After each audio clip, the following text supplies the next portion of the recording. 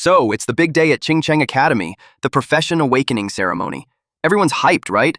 Future heroes, magicians, dragon tamers, and then there's Yechuan. The light flashes, the system chimes, and boom! Divine tier life profession, pig butcher. Yeah, the entire academy lost it. They thought the system was trolling him. But here's where it gets wild. His stats? Insane. His skills? All buffed against pigs. And the funniest part? To Yechuan, everyone looks like a pig. Turns out, he's got this weird condition, a messed up spine pressing on his brain, and now he literally sees the world as one giant pig farm. People mocked him, called him useless. But the moment someone tried to test him, one glare from Yechuan and even the academy's top student froze, like a roast on display. Every pig he slaughters, more power, more strength, more chaos. The world laughs at him, but Yechuan just grins, because in his eyes, they're all pigs. And I know for a fact, he's gonna farm the shit out of them. Anyway, the sauce of the manhwa is the pig-slaughtering blade that pierces all realms. Comment oink oink if you want part 2. Enjoy. This epic manhwa starts with the hospital, in the psychiatry department. The doctor assessed a patient who saw every living being looked like a pig. The man nodded his head. She thought he was kidding. She stuck her tongue out and asked if he saw her as a pig too. It was like she was teasing and seducing the young boy. But our not-simp MC replied yes. The man looked unwell, especially with his eyes having small pupils. He saw the doctor as a pig with eyeglasses and wearing a lab coat. The doctor expressed that it was the first time she heard something like that. At the same time, she finds him handsome. She unbuttoned her shirt and approached him. She wanted to check if his manhood was still functioning properly. She asked what he's seeing right now. Deep inside her, she refused to be seen as a pig. But when she revealed her chest to him, he only saw 2 pigs. She was surprised, and that confirmed that he really was a psychopath. She then informed him that his spine has a serious issue. She informed him that there was a part where it was severely deformed, even a bit twisted, and it pressed on his optic nerves. After knowing the cause, he wanted to ask for the solution. They could do a spinal correction surgery, but the success rate was low. If it fails, he could be paralyzed from the neck down. He was in a daze for a bit. Then he asked her if she's done talking. And he asked if he could have his spine back. She couldn't believe that he treated the model as his own spine. She thinks it was such a shame since he was really handsome. After that, he left and rode a bus. He was carrying a folder which states, "Severe mental disorder," and he didn't bother to hide it so people were glancing at him. This person was Yechuan. Since he can remember, everything he sees looks like a pig. It could be because his parents were pig butchers that it doesn't really affect his life, except when it comes to dating. It was the day when they were to awaken their class, and he hoped to fix his illness before his awakening. But it looked like it's not going to happen. He arrived at the Ching Cheng Academy class awakening ceremony. He wondered if his illness would affect the awakening. If so, it would be a huge problem. Suddenly, a girl called him. She was waiting for him. If he was late, she would actually beat him up. He saw her as a pig, so he was slightly repelled when she was acting cute. He didn't answer. Then someone asked a girl named Shu Ling Xuan on why she's clinging to him again. They were always so lovey-dovey. Some people called them childhood sweethearts and expected them to get married and have kids right after awakening. It made Ling Xuan blush. She told Xuan to just ignore them. But deep inside, Xuan was creeped out. Later on, everyone was instructed to line up according to their student number because the awakening ceremony was about to begin. It was the time to show the results of everything they had learned at school. Their awakening would be based on their strength, agility, and spirit. The higher their stats, the greater the chance of awakening a high-tier class. Everyone was told to focus all their strength during the awakening. The class they will awaken would affect their entire life. If someone awakens as a high-tier combat class, it's basically defying fate, causing them to earn the admiration of all, and it would bring endless glory to Ching Cheng Academy. They had begun. Students would one by one place a hand on the stone platform. The first student did it. Then it showed that he would be a life class, an immediate fitter. He was terrified of that result. The next student was classified as Life Class Advanced Mason. The one after him was a Life Class Low-Tier Engineer. The succeeding student became more nervous. His hand trembled as he approached the stone. The stone emits a golden light and revealed that he's a combat class, Rare Tier Shadowblade Master. Everyone was surprised since it was a rare tier. The principal asked his name. He was Liu Jinglong. This fucker's expression suddenly became smug now. The principal told him to rest for the time being, and later he would visit his home to discuss his future career plans. Jinglong thanked him and left. The students were so impressed with him. Chuan was next. Ling Xuan cheered for him. The principal knew that he's somewhat strange, but he also had unusually high stats. Most people have a total of around 3, but he had 10, 3 times the average. He assumed that something incredible would happen. When Chuan placed his hand on the stone, it glowed brightly in purple and emitted a powerful energy around him. The principal couldn't believe it. Then it revealed that he was God tier. Chuan was shocked. They still couldn't read the whole revelation because of the strong wind. They all thought it was a divine talent. When the wind had settled, the principal was mortified that it was life class, God tier pig butcher. The students started laughing at him. They couldn't even believe that such a dumb class exists. The principal, Zhao Mingping, felt humiliated. After being in the position for so long, he finally saw a God tier class, but the most useless one, a pig butcher. He wished it could have been just a blacksmith, a physician, or alchemist. Either of those would have brought him glory already.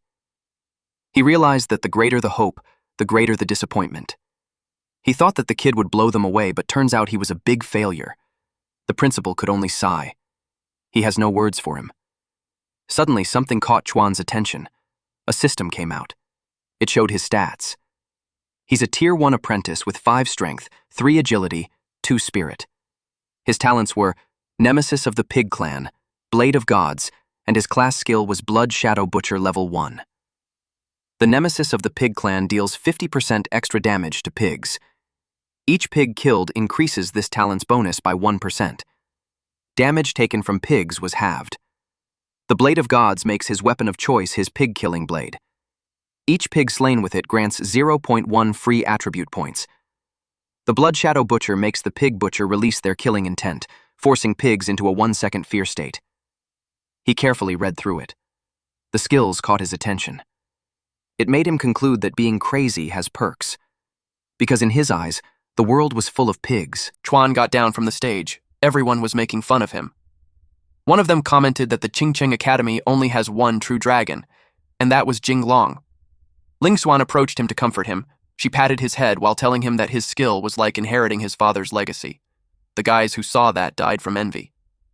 She assured him that his father and her father would be happy for him. They had been neighbors since they were little. Both their parents are from the life class, and they always tried to pair them. The principal called Ling Xuan. Before she comes up to the stone, she wonders if she'll inherit her mom's tailor profession or her dad's brewer profession. She promised him that no matter what class she awakens, she'll always stay by his side. He was left dumbfounded. She placed her hand on the stone. Instantly, it emitted a strong gust of wind. She was horrified at what she saw, while the principal was shocked to see the legendary profession. She was a combat class, legendary Snow Soul Sword Immortal.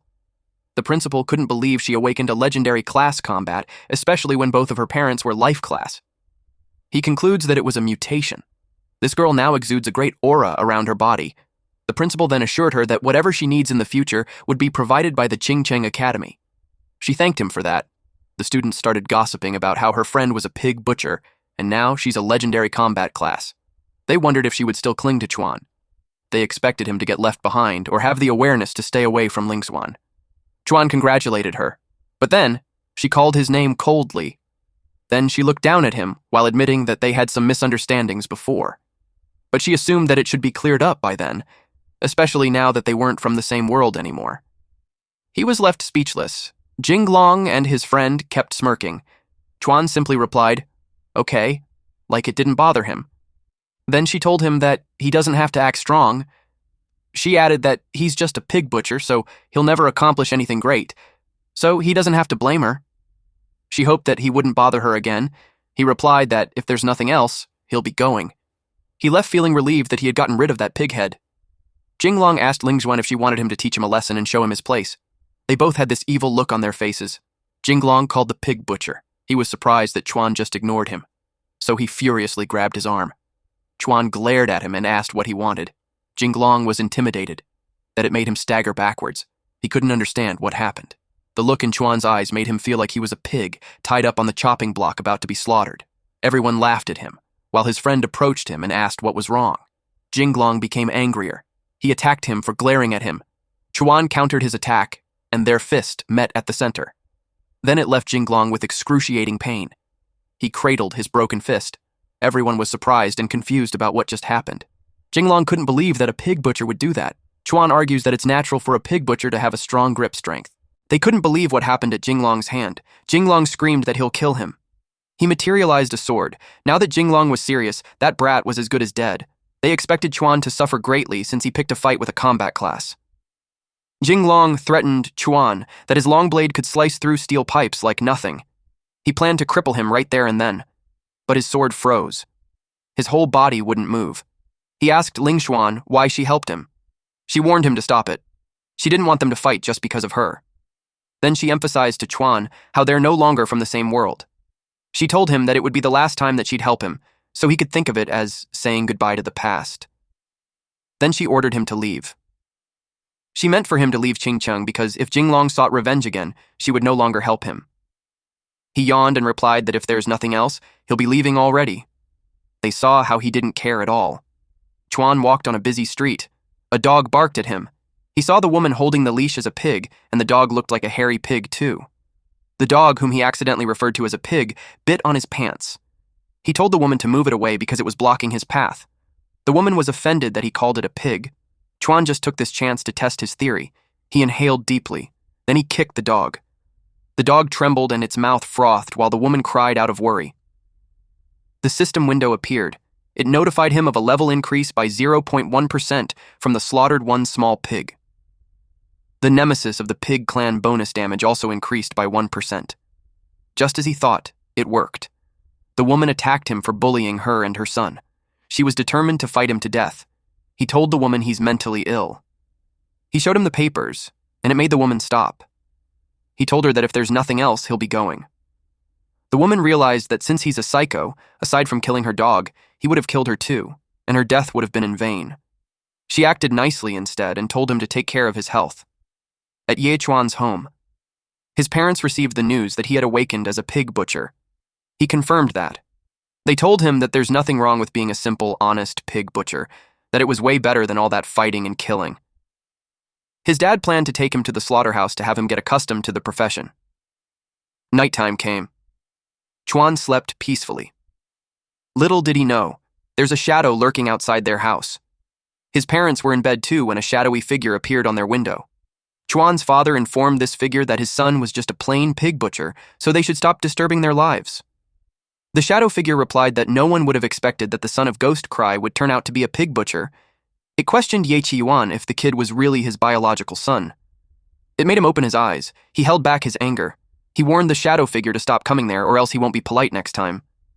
The shadow figure told him not to be so angry, and if his son was just really a pig butcher, then the organization won't bother him anymore. Then the shadow figure vanished. The next day at the slaughterhouse, Qiyuan came with his son. He told him that a good pig butcher starts with a good knife. He let his son choose a knife that feels best in his hands. Chuan inspected the knife and chose one that felt right. It registered on the system that he chose a pig-killing knife. With that, the blade of the gods had been activated. Each pig killed with the blade will grant 0.1 free attribute points. Then, Qiyuan told him that the first step as a pig butcher was to learn how to use his knife. There was a hanging pig in front of them that squealed loudly. Qiyuan told Chuan to aim for the weak spot and kill it with one hit. He urged him to give it a try. Chuan slashed the pig. The pig's eyes rolled. Then the system notified him that he killed one normal flying pig with a butcher knife. He received 1% Pig Slayer extra damage and 1% free attribute points. Qiyuan praised him. But he also noticed that his aim wasn't quite good enough for a one-hit kill. He needed to aim for the main artery in the neck. Chuan replied, "Okay."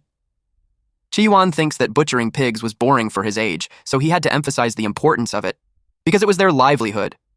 Chuan asked if he could kill all the pigs in the pen. It made Qiyuan laugh. He was pleased with his boy's enthusiasm. He responded with the same eagerness by offering the pigs over at Uncle Li and Uncle Chen. Chuan hit a pig, and the system notified him of level increase to rank 2. He continued to hit them until he reached rank 3 quickly. He butchered another one which increased his level to rank 4. When he was done, he killed a total of 49 normal pigs. The Pig Slayer extra damage increased by 100%. All 3 stats increased from 10 to 15. By then, he reached rank 5 apprentice. A butcher approached Qiyuan to ask if that was his son. He saw that the kid had gotten addicted to the job because he just finished a whole week's worth of work. Chi-wan let out a small laugh. He wasn't surprised since his son was a god-tier butcher. Meanwhile, Chuan was thinking of how he had gotten the hand of the butcher knife already. It led him to think that it was time to leave the slaughterhouse and see the outside world. So the next day, he packed his bag. In their world, the myriad races of the heavens stand tall, and demons run rampant. Humanity no longer has separate nations. They have formed the Human Federation, divided into 9 special zones. The city of Qingcheng was located in the borderlands into the 5th special zone. He went to the border. The guard saw that he had a life skill class, so he was told to stay within 1 kilometer radius. If he went any further, he'd be in serious danger. The guard asked if he understood, and he replied yes. He was alone in the forest when something rustled behind him. A goblin jumped out. It still looked like a pig to him, but he was able to determine that it was a goblin based on its color. It was a good chance to test out the Blood Shadow Butcher. When the skill got activated, the goblin got scared. But in an instant, Chuan beheaded it. The system notified him of killing a goblin pig. He obtained plus 5% Pigslayer extra damage and plus 1% 0.1 free attribute points. So, the stronger the pig he killed, the bigger the boost he gets. It made him think. His teacher always said that if they spot one goblin, it means a whole group had already spotted them. He saw it as a chance to have a huge boost. He was ready for those goblin pigs. The goblins came out and attacked. He skillfully slashed them, and even reached their backlines. The last standing goblin trembled. It got scared from the looks in his eyes, so it ran away. He followed it and reached the goblin cave. He entered the cave looking thrilled. The goblin made loud sounds one after another. Eventually, it got silent as all of them got slaughtered. The system notification showed his stats.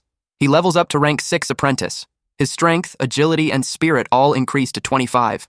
Plus, he got Pigslayer extra damage to pigs at 120%.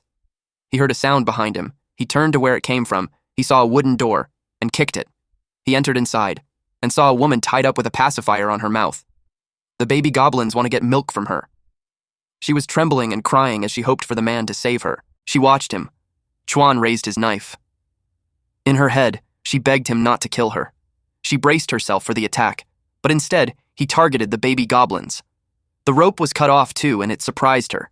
Chuan crouched down and told her to stop screaming because the goblins were already dead. She glanced at them. Then she hugged him and thanked him for saving her. She almost got ruined by those goblins. He clarified that he didn't come there to save her. She saw the corpses and asked them if he killed all of those. Then she inquired if he was a combat class. Lastly, she asked what his name was. He told her his name. Then instructed her that when she exited the cave, she should head left and she'll reach the city. The forest became dark. She stopped walking and hid behind a tree. She was surprised when he suddenly approached her and asked why she's following him. It led him to think that she was a spy sent by the goblins. She screamed loudly. Then she clarified that she just didn't want to go back alone. He asked what her name was and why she was there. She replied that her name was Xiananan. Then she explained that in a few days, it would be her mother's birthday. She originally wanted to find a blood moon flower as a gift for her, but she didn't expect to be caught by goblins. She offered him a deal. If he helps her find the blood moon flower, she'll help him find Qingcheng's best blacksmith to make him a new blade. He inquired if she knew how much it would cost. Her silence told him that she doesn't, so she ordered her to just go back. He threatened to cut her if she kept following him. She felt bad that, even with her beauty, the guy treated him coldly. It made her think that he was mentally ill. She asked him if she knew who she was. She revealed that her father was Xiabeha. He recognized that name. He's one of Qingcheng's 4 top aristocratic powers, and he was a 9th-rank master-class transferee. He was 1 step away from being a grandmaster. It made him interested. If that was true, with her father's wealth, having him forge 10 top-tier pig butcher blades wouldn't be a problem. She showed him the Ji clan's protective token. It was a defensive measure that her father gave her. Even climbing a pond realm transferee couldn't hurt her in the slightest, but those goblins were so cunning that she got caught by their surprise and got captured. The goblins couldn't get close to her, so they locked her up instead. Chuan inspected the item carefully and confirmed that it truly was a Jia clan product. He was so close that it made her blush. Our boy believed her and told the lady that he'll help her find the blood moon flower as long as she helps him get a top-tier butchering knife. They shook hands to close the deal. Then she brought out a map that she bought. It marked the location of the blood moon flower. But wherever there's a blood moon flower, there's a blood python, so it's extremely dangerous. According to the Wilderness Survival Guide, the Blood Moon Python has power comparable to a 9th rank apprentice. She was unsure if he could handle that, but it made him excited, since he hadn't seen a python before. Meanwhile, she doubted if the guy was listening well to her, but she didn't question his strength, since he single-handedly wiped out an entire goblin tribe. She assumed that he's a god-tier combat class. He told her to lead the way. She feels that he's reliable and unreliable at the same time. Regardless, she went with him. They hid behind the bushes when they saw a silver-horned rhino. She told him not to provoke it. Once it gets enraged, its strength can rival an 8th-rank apprentice. She planned to quietly go around it, but to her surprise, he stood up and gripped his knife. She asked what he was doing.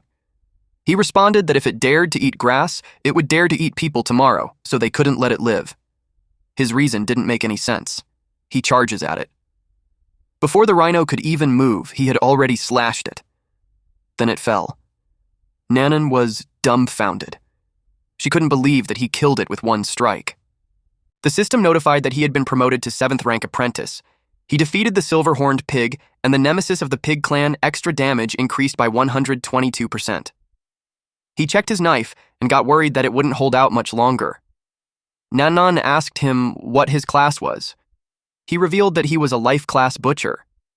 She finds it hard to believe since there's no way a life profession could kill a silver-horned rhino in a single strike. He took the horn because it was a valuable material. He suggested that the rhino must have been old, so it died quickly. She could sense that he wasn't lying. She checked, and they're almost at their destination. They went deeper in the forest. Meanwhile, the principal and some other students like Lingjuan, Jianlong, and the others also entered the forest.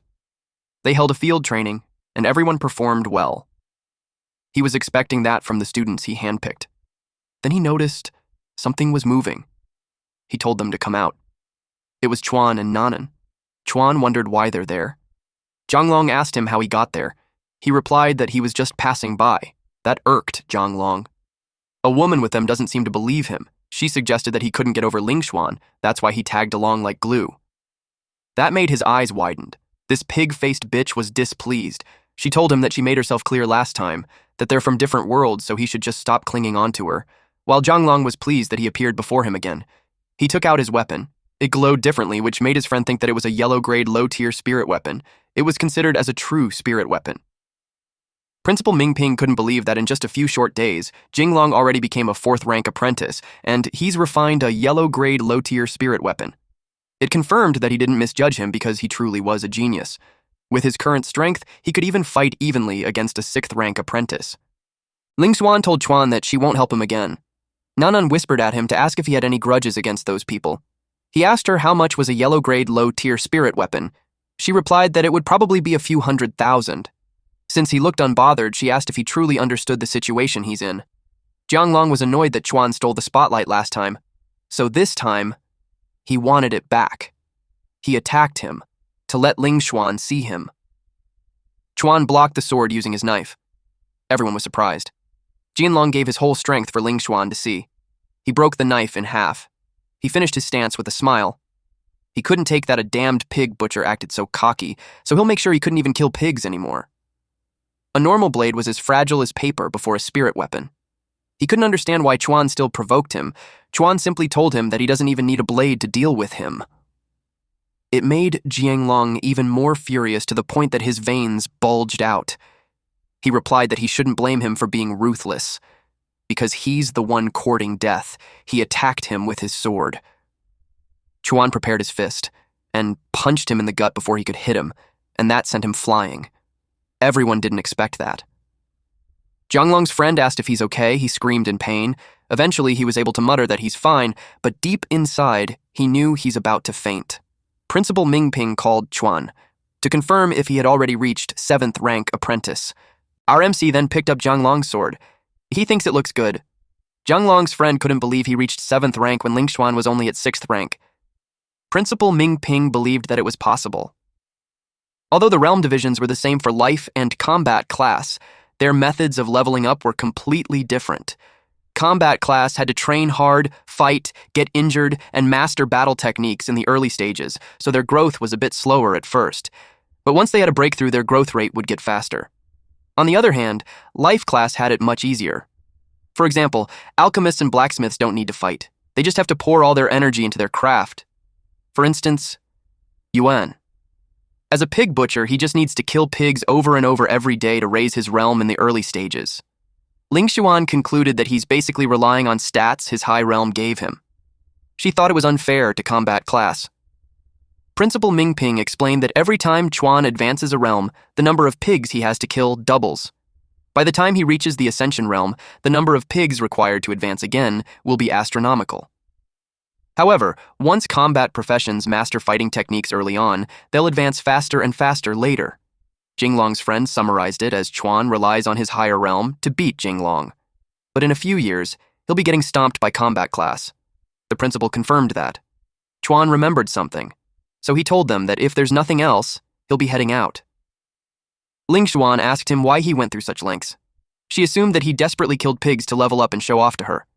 Again, she told him that they're in different worlds now, especially that she had been guaranteed a spot at Skydome Academy. At this point, Chuan looked like he's uninterested in what she's saying, but unlike him, Nanan could no longer watch them. She asked if they would ever stop. Then she clarified that Chuan was helping her look for the blood moon flower, and running into them was just bad luck. So she asked them what nonsense they were making up in their heads. The woman with Ling Xuan couldn't believe that someone actually treasures what she had dumped already. Jinglong's friend added that Chuan had no other skills but to pick up women. He assumed Chuan found a new one so quickly. He added that a bitch and dog match perfectly. Unexpectedly, they all receive a slap on the face from Nanan. Principal Mingping couldn't believe he got involved too. Chuan looked at Nanan with an expression that portrays unbelievable, while Ling Xuan got angry that she dared to hit her. She took out her weapon and approached her. She showed her protective charm and dared them to touch her. Principal Mingpin recognized it, so he stopped Ling Xuan. He now understood why the girl was familiar. She was the young lady of the Xia family. He tried to get on her good side and asked what she's doing there. She replied that it was none of his business. Then she pointed out how rude his students were. He assured her that he would discipline them properly when they get back. But she insists on making Ling Xuan apologize to Chuan. Ling Xuan wondered why Xiao Beihai's daughter was with Chuan. Principal Mingpin urged her to apologize. She apologized insincerely. In her head, she wanted to take revenge against them. Chuan told Nanan that they should leave, but Jianglong yelled at him to give back his sword. Chuan told him to take it from him if he had the guts. While Nanan stuck her tongue out to him. It made him so angry. A few moments later, Chuan and Nanan arrived at the area where the trees were dried out. She took out her map and confirmed that they were in the right place. The system notified Chuan that the exclusive pig butchering knife had been selected, so the god-slaying edge had taken effect. Every pig he kills with the knife grants him 0.2 free attribute points. He saw that the attribute points which confirms that choosing a good knife really make a difference. Then he saw Nanan take out 2 balls from her chest. He asked if she had a treasure chest in there. Also, he was curious about the item. It made her blush. Then she explained that the item was called Thunderfire Pearl. If an Ascension Realm expert was caught off guard, a blast from that would be enough to heavily injure them. When the Blood Moon Python arrives, it would be their lifeline. He finds her unbelievable. He decided to go and take a look first. He crossed the cliff easily. Nanan was on the other side, but she already saw the flower, and it wasn't just an ordinary one. It was a blood crystal twin flower. She was happy that they got so lucky. But that immediately turned to fear when she saw the Blood Moon Python behind Chuan. Chuan eventually noticed something. To him, the python had a pig face. He was calm, and he simply asked why it was staring. He even joked that he must not have seen someone pick a flower before. The python was confused with his behavior at first, and he took that chance to dash away. Chuan yelled at Nanan to move and not just stand there. That brought her back to senses. She raised her arms and throws the beads while Chuan jumps across. It hit the python. She asked Chuan if he's all right. Chuan didn't expect for the beads to have such destructive power. It tried to reach them, but it couldn't and fell on the cliff instead. After that, Chuan gave her the blood crystal twin flower. She was happy to have received it that she even blushed.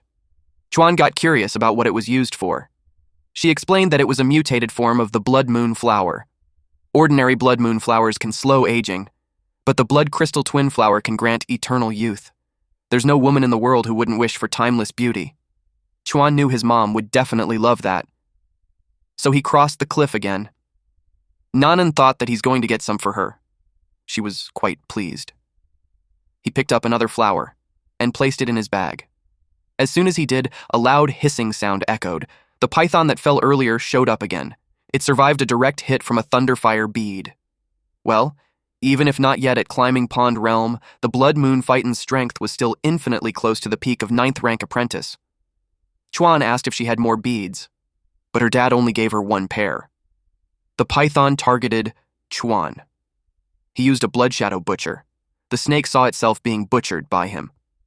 When it froze, Chuan took the chance to cross the cliff. He asked Nanan why she's just standing there. She replied that she'd waited for him since, after all, he risked his life to pick the other blood crystal flower for her. Chuan clarified that it was for his mom. Her reaction was mixed with surprise, disappointment, and annoyance. The python eventually moved. It opened its mouth really wide. Nanan yelled that they're doomed, while Chuan felt that it was a hassle bringing her. So she threw her far from the python, and he was the only one eaten by it. Nanan saw it and called out to him. The python targeted her. She yelled so loud at him to come out at once, but the python attempted to eat her. That's when Yuan cut through its belly from the inside. The python was in excruciating pain while he cut it in half. Eventually, the python fell. Chuan came out of its body and asked why she's calling him. She ran up to him and hugged him, feeling relieved that he's safe. She didn't want anyone dying because of her. But the stench made her step away from him. It made her comment that he was really close on becoming a python's dung. Then the system screen appeared in front of him to notify him of level increase by 80% and level up to 8 rank apprentice. Nemesis of the Pig Clan extra damage increased by 1%, and he also gained 0.2 free attribution points. He invited her to head back. A few hours later, at the entrance of the city, Nanan was greeted. They were worried that she returned late. The middle-aged man was about to send people to search for her. She happily showed him the flower and was expectant of how happy her mother would be. The middle-aged man replied that she could have just sent the servants to find it because going to the outside of the city was dangerous. She argues that she wanted to personally pick it for her mother and that she had no trouble because Chuan protected her. So, it made him ask who the young man was. Chuan introduced himself. The middle-aged man knew that wherever there are blood crystal flowers, a blood moon python would appear, so he was puzzled why Nanan would choose a life class to protect her. He observed him and considered the possibility that he really killed the blood moon python. The middle-aged man acknowledged that he's promising for his age. So he gave him a gold ring worth 200,000 as a thanks for saving the young lady. But Chuan refused it because he only wanted a pig slaughtering blade. The middle-aged man surely didn't expect that he wouldn't want any treasures, but instead a pig slaughtering blade. He thought that the brat was crazy. Nanan explained that Chuan wanted Ching Cheng's best blacksmith to craft him a spirit weapon because it was what she promised him. He understood and assured her that he will handle it while she goes home first because her father was already worried sick. She said goodbye to Chuan and promised to find him again. When she left, the middle-aged man warned Chuan not to have any indecent thoughts towards the young lady, otherwise it would end bad for everyone. But to Chuan's eyes, the young lady was just another pighead. He promised not to get tangled with their young lady, as he only wanted a top-tier spirit weapon. Ching Cheng's greatest blacksmith, Master Ti Xin, has a close relationship with the Xia clan. The middle-aged man planned to inform him when he returned, so Chuan could go meet him the next day. Meanwhile, in the forest, someone approached the corpse of the python. This humanoid snake monster saw that someone killed her beast and stole the flower. She vowed to remember his scent. She was furious that her mere presence alone made the other monsters terrified.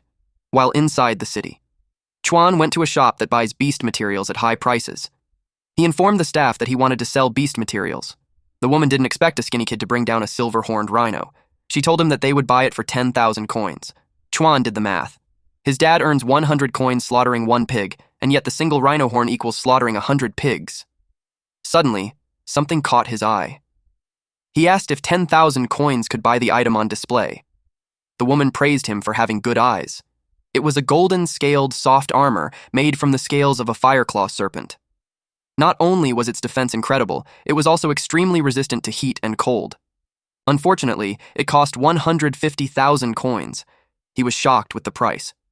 It meant his dad would need to slaughter 1,500 pigs non-stop to earn that much.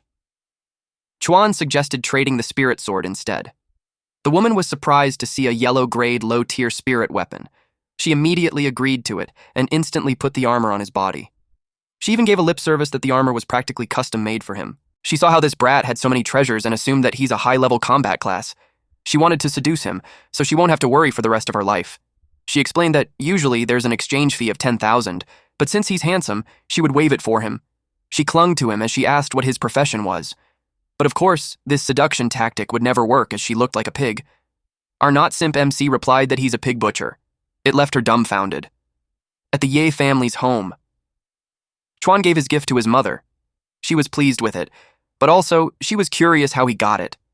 Then her expression turned to anger, as she asked if he stole it.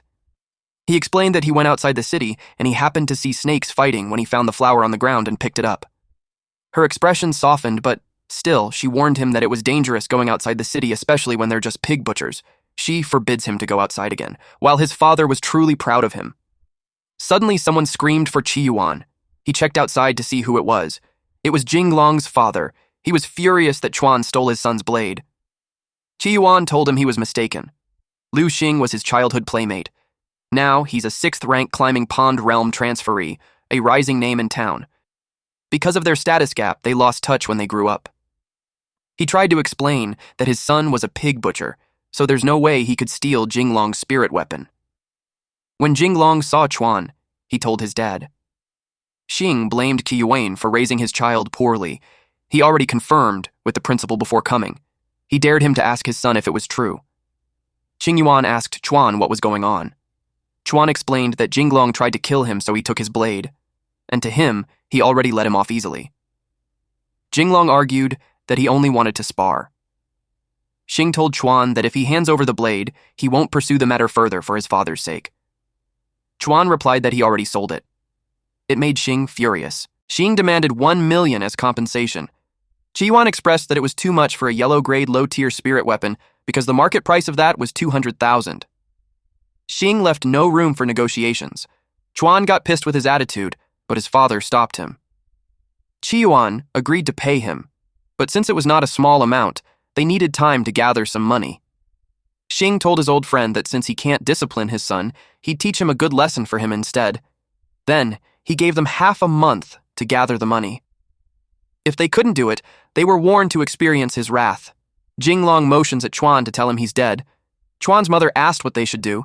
She told her husband to go and beg him properly, especially that he was childhood friends with him. He planned to bring pork to Xing and apologize. Chuan told his dad that he'll handle it. Qingyuan assured him that he'll handle it and that he doesn't blame him because it wasn't his fault to begin with. He wished for his son to rely on them when he faced difficulties. Chuan was thinking how he must get a spirit weapon soon and raise his strength to climb the Pond Realm, then he could face Xing. His mother asked if he's hiding something from them. The flower was so valuable, so there's no way a pig butcher could get it. Since it came to that point, Chuan knew he couldn't hide from them forever. He admitted to his parents that he's not normal. His mother immediately assumed that he's gay. That made him pout. She assured him that they're open-minded and would support his happiness, as long as he stays away from his dad. That left the men with a puzzled look. He replied that he doesn't like women or men, but what he actually wanted to say was that he had a mental condition where he sees all living creatures as pigs. His parents glanced at each other. Then his father had a eureka moment. His son was a pig butcher and had a mental condition where he saw all creatures as pigs, which meant that he can treat every creature as a pig and kill it. Chuan replied yes. His mother realized that he'd be counted as a combat class. Qingyuan agreed. He called him to come with him so he could teach him some real skills. While they were ascending a long staircase, Qingyuan revealed to Chuan that he had created a pig-killing blade technique of his own from his years of experience. He decided to pass it to him so that if someone ever wants to take his life again, he would have a way to defend himself.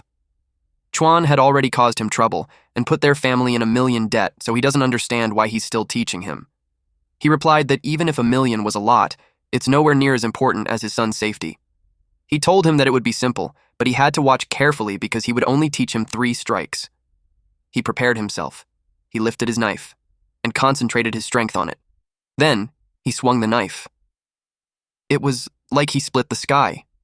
The last position for the move was to bring the knife to his side. Chuan was astonished. He explained that the first strike was called Falling Star. Then he showed him the second strike. He jumped really high and unleashed a wave of power from his knife. It was called the Falling Moon. It was insane. Chuan had to ask how he did that. He explained that it's just surrounding space twisting and folding his vision. Then, for the third strike, it was called Devouring Sun. That created an explosion that shot up to the sky. Chuan doubted that the moves were for killing pigs. He wondered what kind of pigs would be if that was the case. His dad told him that he would need to use it one day, so he had to learn it well. He looked for his pig-killing blade. Chuan replied that it was broken. He made him use his blade for the moment. Chuan struggled to lift it with both hands. He staggered from how heavy it was. Then his dad went to sleep while leaving him to train. He couldn't believe his dad was using such a heavy blade to slaughter pigs all those years. His body trembled as he tried to lift the blade. He lost his balance and fell face down. He did it again. Little did he know that his dad was watching him behind a tree. He had no idea that the moment he stepped into the realm of sealings, those 3 strikes would be able to cut down even the one chosen by heaven. Chuan kept going. He was already out of breath, and the sun was already rising. He was exhausted, but he remembered Xing and his son. It made him keep going. Our boy just focused on practicing the fallen star technique.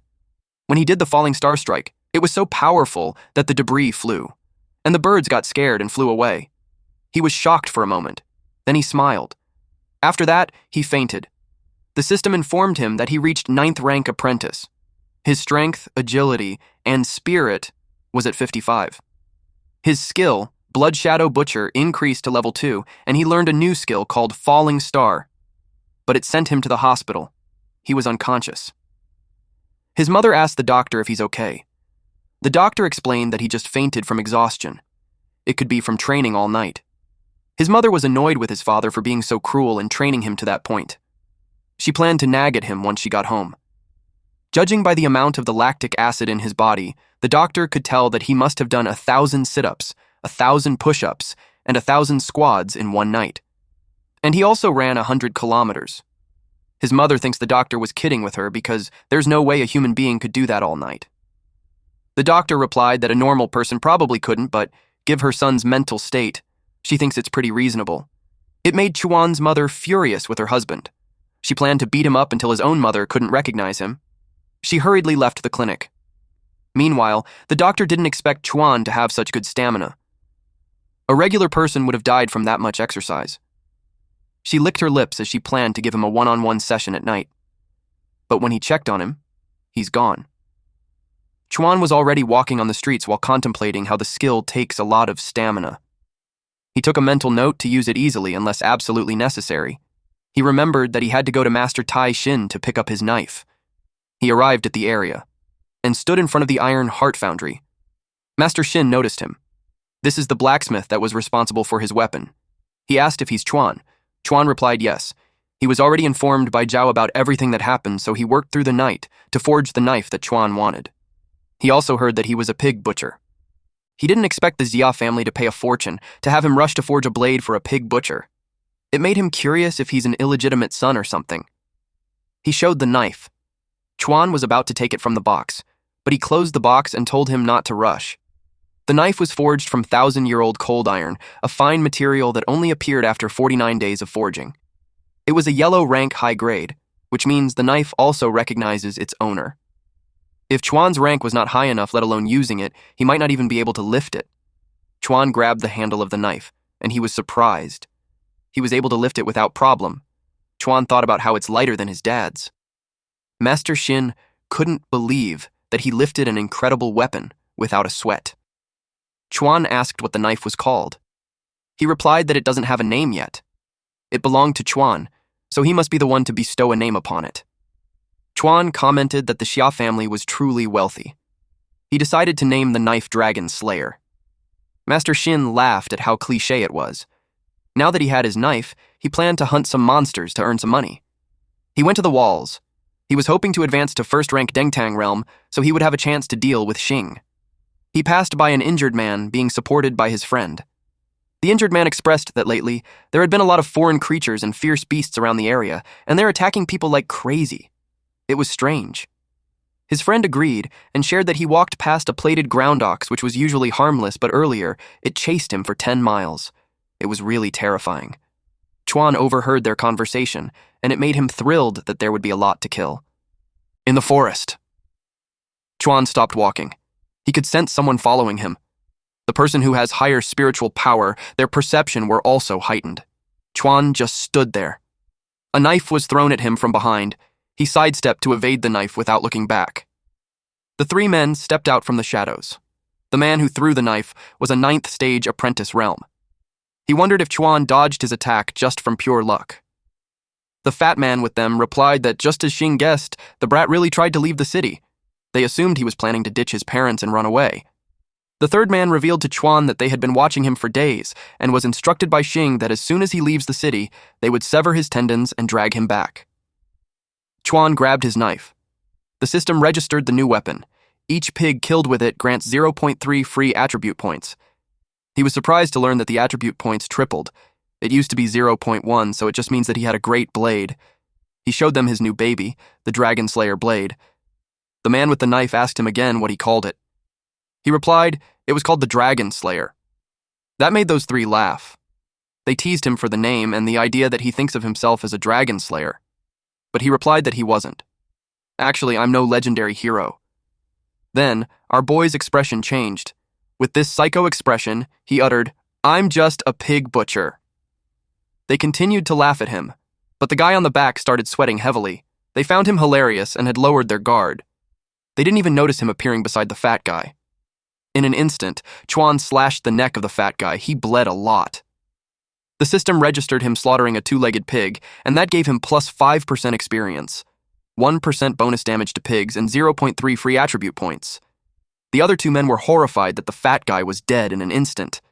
They didn't even see what just happened. The man with the knife immediately bolted. He couldn't believe how fickle he was for just leaving him behind. Before he could even finish his sentence, Chuan had already cut his head off.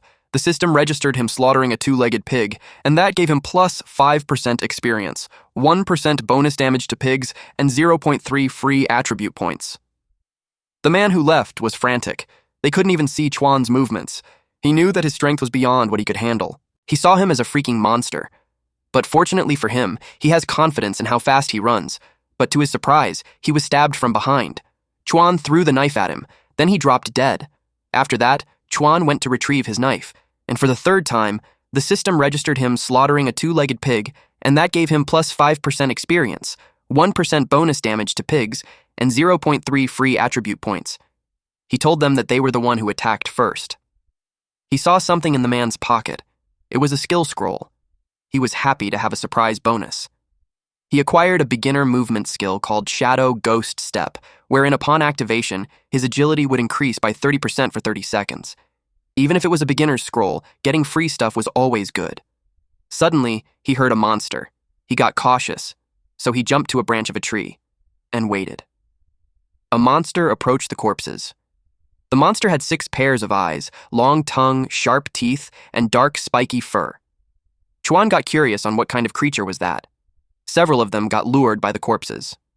Chuan saw him eat humans, and with that reasoning, he couldn't let it live. He used Shadow Ghost Steps to jump from one tree to another. His agility had increased by 30%. The creature saw him approaching. It released its spikes towards him. He blocked it using his arm. Then, he slashed the creature. The spikes pierced his body and it hurt, but he treated it as having acupuncture. The system registered him killing a spiked pig, which gives him plus 5% experience, 1% bonus damage to pigs, and 0.3 free attribute points. He was at 80% experience remaining to progress to Climbing Pond Realm. Something caught the attention of the strange creatures. They walked towards it. Chuan dropped on all fours to mimic them. Those creatures find it strange, but they just walk past him. But the last one saw him. It came close to his face and got spooked. Chuan took the chance to slash it.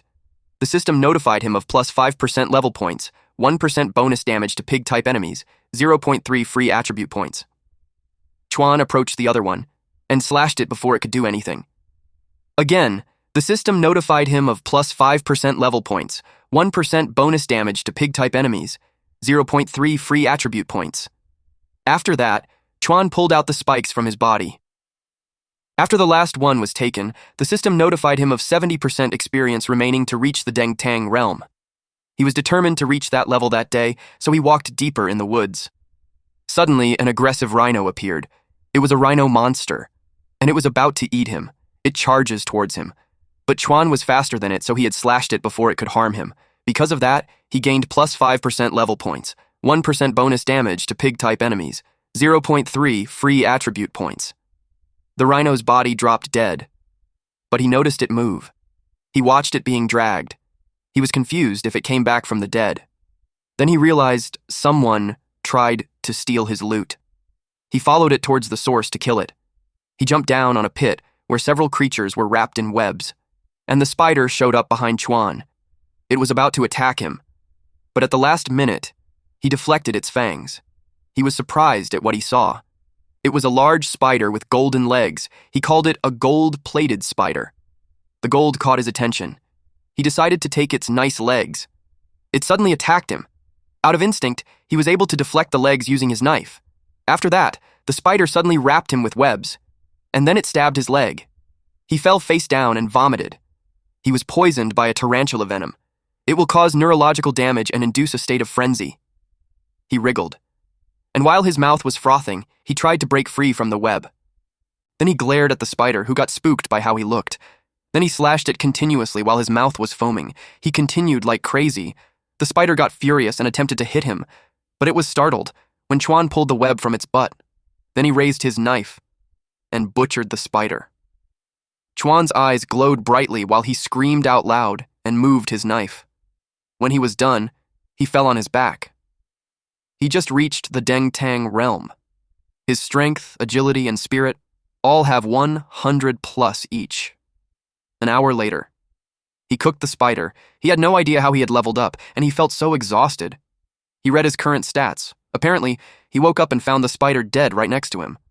But then, when he was about to take a bite of the food, a sexy woman-like creature with 2 horns appeared beside him and told him that it smelled amazing. She asked if she could have some. Chuan turns to her. Any man who meets her gaze is hers to command. She expected him to become a good boy and be her pet, but Chuan simply replied that if she wanted some, she should go hunt some for herself. What he had was barely enough for him. She was confused about what was happening. Her allure didn't work on him. Chuan saw her as a pig, but he's confused on why she had horns. She replied that he doesn't need to share, but she had some questions for him. His speech was muffled because his mouth was full of food, but he asked her what she wanted. She asked him if he saw a blood crystal twin flower anywhere around the area. She'd been cultivating that thing for decades, and her pet was killed too. She asked if he knew who took it. Chuan realized that he was the one who did all that. The woman already knew it was him, but he denied it.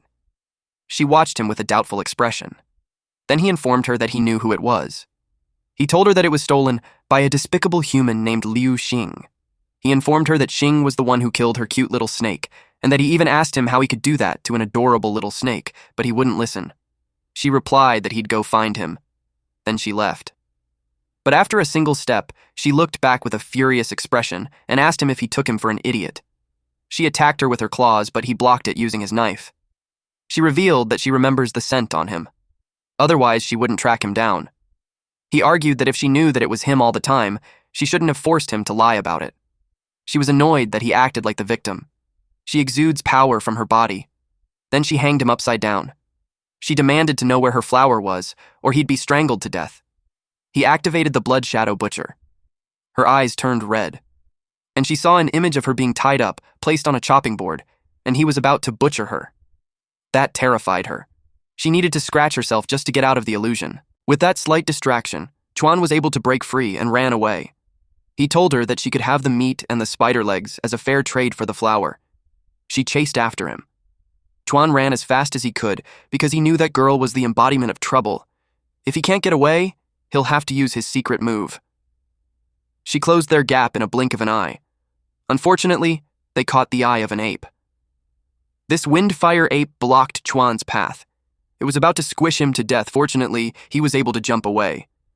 Then it saw the woman. It acted aggressively. The woman told it to get lost. She strangled it.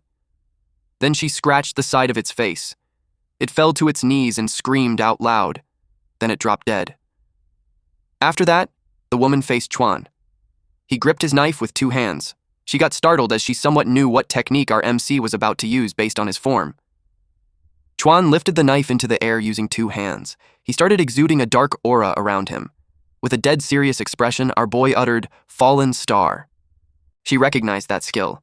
She couldn't believe it because there was no way anyone still knew about it. She thought that he's just bluffing, but still she couldn't risk it. If he actually knew it, then she'd be dead. Meanwhile, a sexy lady called Uncle Qian and informed them that something was going on up ahead. Those two were surprised when someone else showed up, a woman and 2 men. The horned woman admitted that she didn't expect Chuan to have a backup. She thought he lured her there intentionally. She warned her that she'll remember what he had done. Then she fled. Honestly, she felt relieved to have an excuse to back out, while Chuan was left dumbfounded. He just stood there. The man with the sledgehammer saw the defeated ape. He reported to the woman whom he called Ms. Jiang that the windfire ape that had just escaped from them was killed by the kid. Chuan explained that it had nothing to do with him, that he was just passing by. Jiang asked what his name was. Chuan could tell that she's trying to pin it on him, and his problem was no one was going to believe him no matter how he explained it. He introduced himself and sought a chance to explain. But Jiang grabbed his hand and expressed that she wanted to invite him to join their 9 Heavens Alliance. He was irked with the pig hands. Then, he remembered that the 9 Heavens Alliance was one of the 3 great powers in Qingcheng. The old man with a sledgehammer inspected the ape's corpse and expressed how he couldn't believe that a 7th-rank Dengtang realm windfire ape was one-shot by Chuan. He could tell he has a lot of potential. He told him that they were recruiting members and he wouldn't regret joining them. Chuan realized that the snake woman's strength was terrifying. If she could one-shot a 7th-rank Dengtang realm, it means she would come after him again. He knew it wouldn't hurt to have some backing. Jiang asked for his decision. She expressed that they planned to take on the Blazing Blade King and they're desperate for strong fighters. He asked who the Blazing Blade King was. Jian was surprised that he didn't know. She was under the impression that he's in a combat class. She explained that professions were divided into Apprentice Realm, Dengtang Realm, Master Realm, and Grandmaster Realm. Each realm was then split into 9 minor ranks, and once he breaks through the 9th Grandmaster Realm, he can be crowned a king. The Blazing Blade King was one of those King Realm monarchs. Chuan inquired about the reward for beating him. The one-eyed man commented that he's truly clueless. He explained that when he defeats a King Realm expert, he can inherit their title and realm. He pointed out that it's not a challenge that any random trash could take on. Chuan interpreted that as he could become crazy powerful overnight, so he's going to give it a shot. He decided to join the 9 Heavens Alliance. Jiang was pleased. Now that they have a new team member, they're one step closer to success. But the one-eyed man seemed to dislike him. Meanwhile, the uncle pierced its knife to the windfire ape. Chuan inquired if he's skinning it. Jiang replied that he was right. To even get near the Blazing Blade King, they need fire-resistant armor made from the hide of the windfire ape to withstand the heat. Otherwise, the second they set foot in the territory, the Fentian Valley, they'll be melted by the heat wave. They were about to skin it when they first saw it, but they never thought it would chew through its chains and escape. Chuan shared that he's an expert in skinning. She was surprised that he knew how to skin. He responded that he's a professional. He jumped to the ape's chest, then he took out his knife and started skinning. 1 minute later, he presented it to them. It was done cleanly. The ape looked like a titan from Attack of the Titans.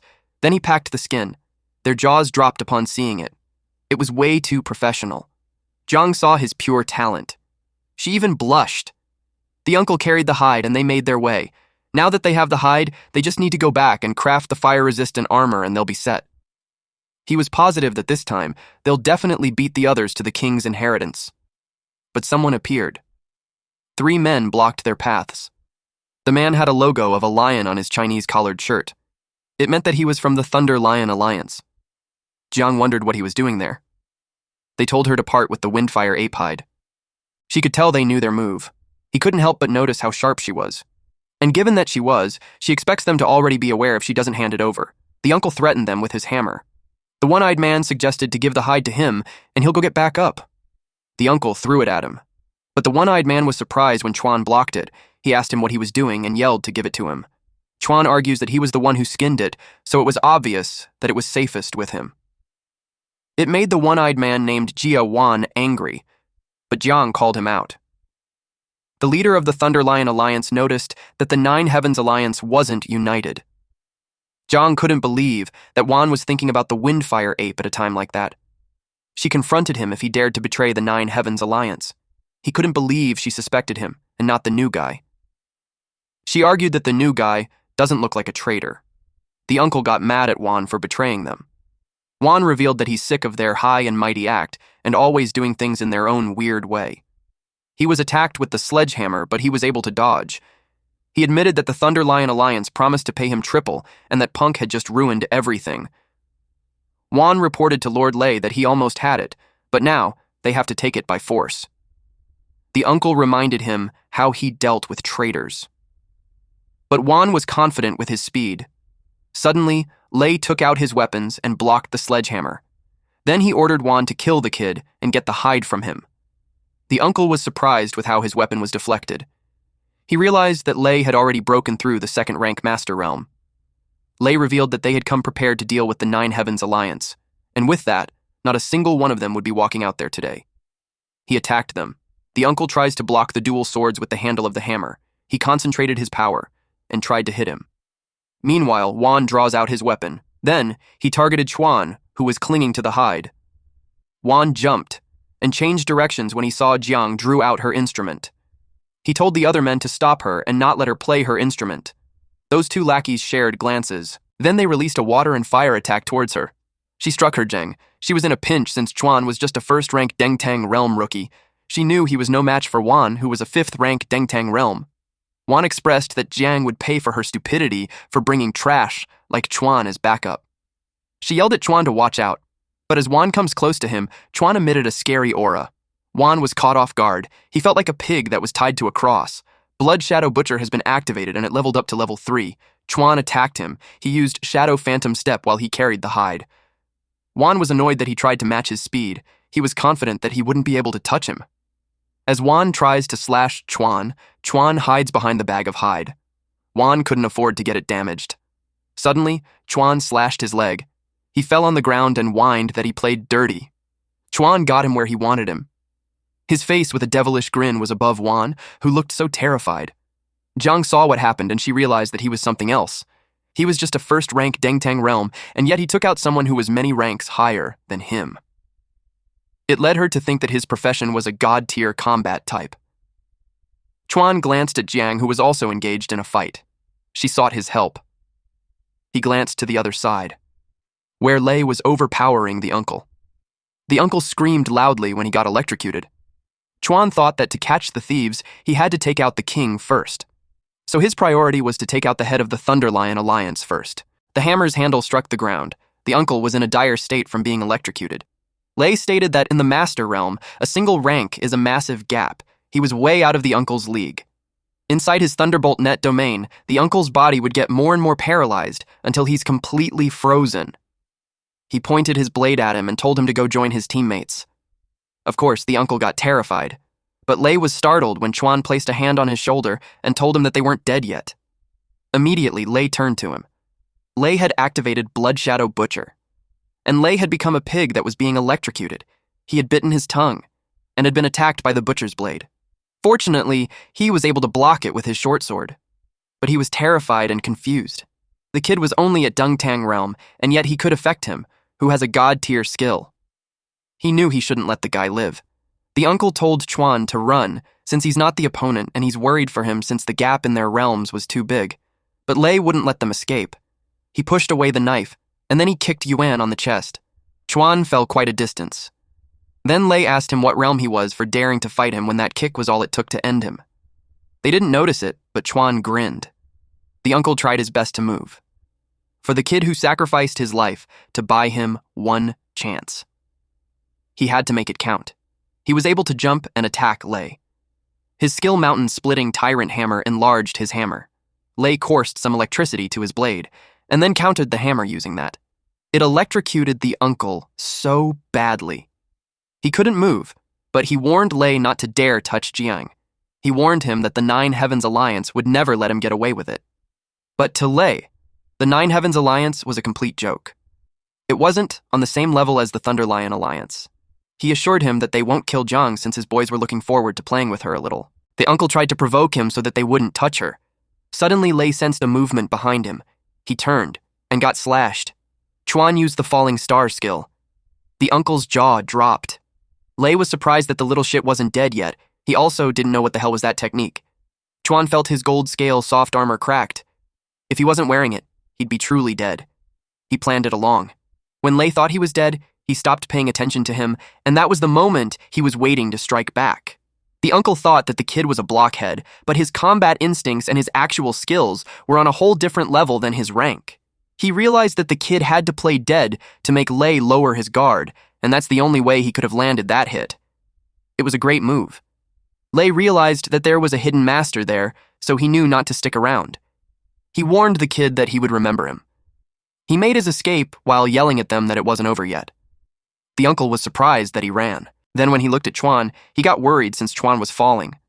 Fortunately, he caught him. Jiang rushed towards them and asked if they're okay. The uncle praised her for knowing how to pick people.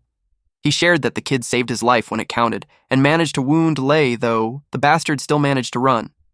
He passionately told the kid that he owed him his life. When they get back to Qingcheng, he'll hook him up with whatever he wants, he just names it. Zhang told him not to be a bad influence on Chuan, but she doesn't get it.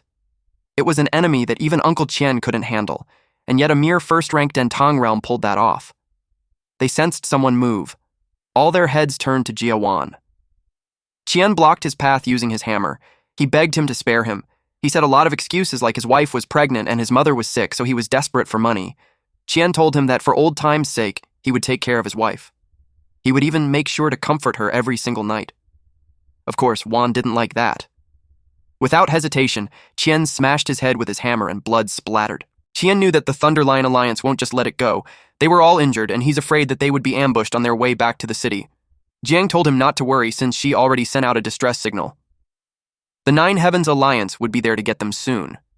She gave them recovery pills. She has 2, so 1 for each of them. Chuan knew that thing cost around 50,000, so it made him realize that the Nine Heavens Alliance was loaded. They ate it, and he couldn't help but to comment that it was good. Then he remembered he was kicked.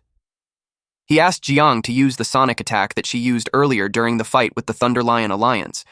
She guessed that he wants to use her sonic attack to train his movement skill. Phantom Shadow Step was a skill he got from a scroll. The only way to level it up was through constant practice. It's also his only movement skill at the moment. If he runs into a real expert and his speed can't keep up, he'll be in big trouble. So, he had to find a way to upgrade the move. Jiang politely told him that he was a great help, but her realm was higher than his, so if she's not careful, he could seriously get hurt. They assumed their position. She asked if he was ready. Qian saw this as a good chance to see what the kid was really made of. He knew that the abilities he showed earlier might just be god tier. Jiang took out her instrument and strung it. She unleashed the sonic attack. When it was near, Chuan used the Phantom Shadow Step, and he was able to evade it at the last minute. He encouraged her to hit him more. Jiang was slightly embarrassed. She couldn't call the sonic attack her specialty if she can't beat a second-ranked Dentang realm. She struck him continuously. He was agile enough to evade it. So she was challenged to do more, and unleash several attacks continuously. Qian could tell that she's getting serious, and it would be a problem if she accidentally kills Chuan. But Chuan's eyes became more focused. Then he evaded the attacks. Jiang and Qian were surprised. He moved effortlessly. He evaded 19 attacks consecutively, but on the last one, he slipped. He's almost hit. He grabbed his knife and tried to defend himself using that. He was being pushed back. But at the same time, he was thrilled. The system notified him that Phantom Shadow Step has been upgraded to level 2. Upon activation, it increases agility by 40% for 1 minute. Jiang was annoyed. She wanted to release another attack, but Qian stopped her. He reminded her that they were just training, so there's no need to go intense. And besides, their people had arrived. They called her name and apologized for being late. She replied that it's fine and informed them that the Thunderlion Alliance won't cause trouble anytime soon. She decided to head back. She asked Chuan if he's not coming back to the city with them. He replied that he still had something to take care of. She told him to be careful. She would be waiting for him to report to the Nine Heavens Alliance once he got back. She would even have a special welcoming gift ready for him. He watched them leave. Then he rushed back deep in the forest. He hoped that the treasures would still be there. He arrived at the area and saw it. His gold scale soft armor was shattered, so he thought of trading those spider legs for some better armor. He packed it up and left, at their home. He announced to his parents that he's back, but he was surprised. Their home was a mess. He dropped the bag. He turned pale and sweat dripped from his face. He nervously called out to his parents. He saw their photo frame shattered on the ground. He suspected the bastard Liu Xing to have done that. He asked where he had taken his parents, at Qingcheng, the wealthy district. The guards in Liu's estate blocked him. A quiet, dangerous anger radiated from him. He told them to move. The guards became scared of him. Meanwhile, inside the house, Xing was chilling by the pool, served by two women in bikinis. On his side was Jinglong, who was practicing his swings. Jinglong looked annoyed. He couldn't forget the time that Chuan hit him. He vowed that the next time he sees him, he's going to wreck him. Chuan kicked the door open and it came flying to him. He crashed beneath it, causing him to cough blood. He thought it was an explosion. Xing was so angry. He asked who has a death wish for kicking down his door like that. Chuan stepped inside. He was ablaze with fury. He walked towards them. Xing stated that he's exactly the person that he wanted to see. His men were tailing him, but they died. He asked if that was his doing. Chuan told him to cut the crap and answer his question. He asked where his parents were. Xing announced that the father pays for the son's lack of discipline, and his parents would bear the consequences of his sins. And while he's at it, he would kill him too, and avenge his subordinates. Jinglong saw his dad came back with a terrified expression earlier, so he wondered if he had done something to Chuan's parents. Chuan grabbed his knife while telling him that his parents were off limits, and he crossed the line. Xing mocked him by saying that he's just a nobody. In a blink of an eye, a fist landed on his face, and he crashed on the wall. He realized that Chuan's aura reached the Dengtang realm in just a few days. Fortunately, he was able to hit 6th rank of Dengtang realm, so the level gap was absolute. Since Chuan dared to challenge him, the kid must have a death wish. He covered himself with granite armor. His agility was reduced, but his strength and defense significantly increased, and he has 40% defense against bladed weapons. Jinglong was still under the door, but seeing that Chuan forced his dad to get serious, he knew Chuan was a dead meat. Xing attacked with a punch. Even when the fist was inches away, Chuan could already feel its force. He used Phantom Shadow Step and got behind him. His blade hit the back of the head. But Xing simply counterattacked with a kick. Chuan crashed on the ground. Xing pointed out that there was an uncrossable chasm between them. Chuan couldn't break his defense, and all he needed was one touch to kill him. The system prompted that the damage received from pigs were reduced by 65%. Chuan sheathed his knife. Xing couldn't believe that Chuan took his full power strike and he's still standing. It defied all logic. Since the blade couldn't cut the armor, Chuan decided to use his fist instead. Xing dared him to try. He was caught off guard. Chuan was already in his personal space and punched him in the gut. The system prompted that damage dealt to pigs was at 500%. Xing was in pain. He couldn't imagine how this kid's punch hit like a cannonball. Chuan punched him again and broke his helmet, causing him to bleed. He lost several teeth too. Chuan grabbed his head and used Blood Shadow Butcher. He became a terrified pig. Chuan punched him non-stop while telling to reveal where his parents were. Jinglong wanted him to stop because he could kill his dad. He forced himself to stand up to help, but his legs won't move. He knew he'd get killed too. The fear made tears fall from his eyes, snot from his nose, and drool from his mouth. He yelled that Chuan had gone crazy. He begged him to stop hitting. Xing, who was barely alive at that point, responded that his parents were taken by someone else. Chuan couldn't really hold his anger and angrily asked who took his parents. Xing then responded that he really did plan on coming to Chuan's place yesterday to get the $1,000,000, but the second he got there, he saw 3 tall figures in black robes inside their house. Our MC thought that this redhead loser was just lying, so he was about to punch him real hard. But Xing begged and swore that he was not lying. At this point, he was even addressing Chuan as a brother. Apparently Chuan's father looked like he was arguing with them about something. Just a little flashback. Xing really did go to the Yi residence. And there he saw his old best friend really arguing with these unknown figures. One of them noticed his presence and turned his head towards Xing. And then, this one's eyes glared, and it even glowed red. Xing immediately felt the overwhelming pressure from the unknown figure. It was like he was hit with a conqueror's hockey. And then, you guys know it. Xing fainted. One Piece is real, guys, I tell ya. Anyway, back to the present time. Xing continued his story that when he woke up again, Chuan's parents and the black-robed men were gone. Our boy asked if he had some way to prove his story. That's when Xing hurriedly went to his belongings to search for something. It was an item he found in Chuan's house. Then, Chuan took a glance at the item. It was a letter, and it was really addressed for our MC. He ripped it, and slowly opened the letter. The letter was written by his father addressed to him.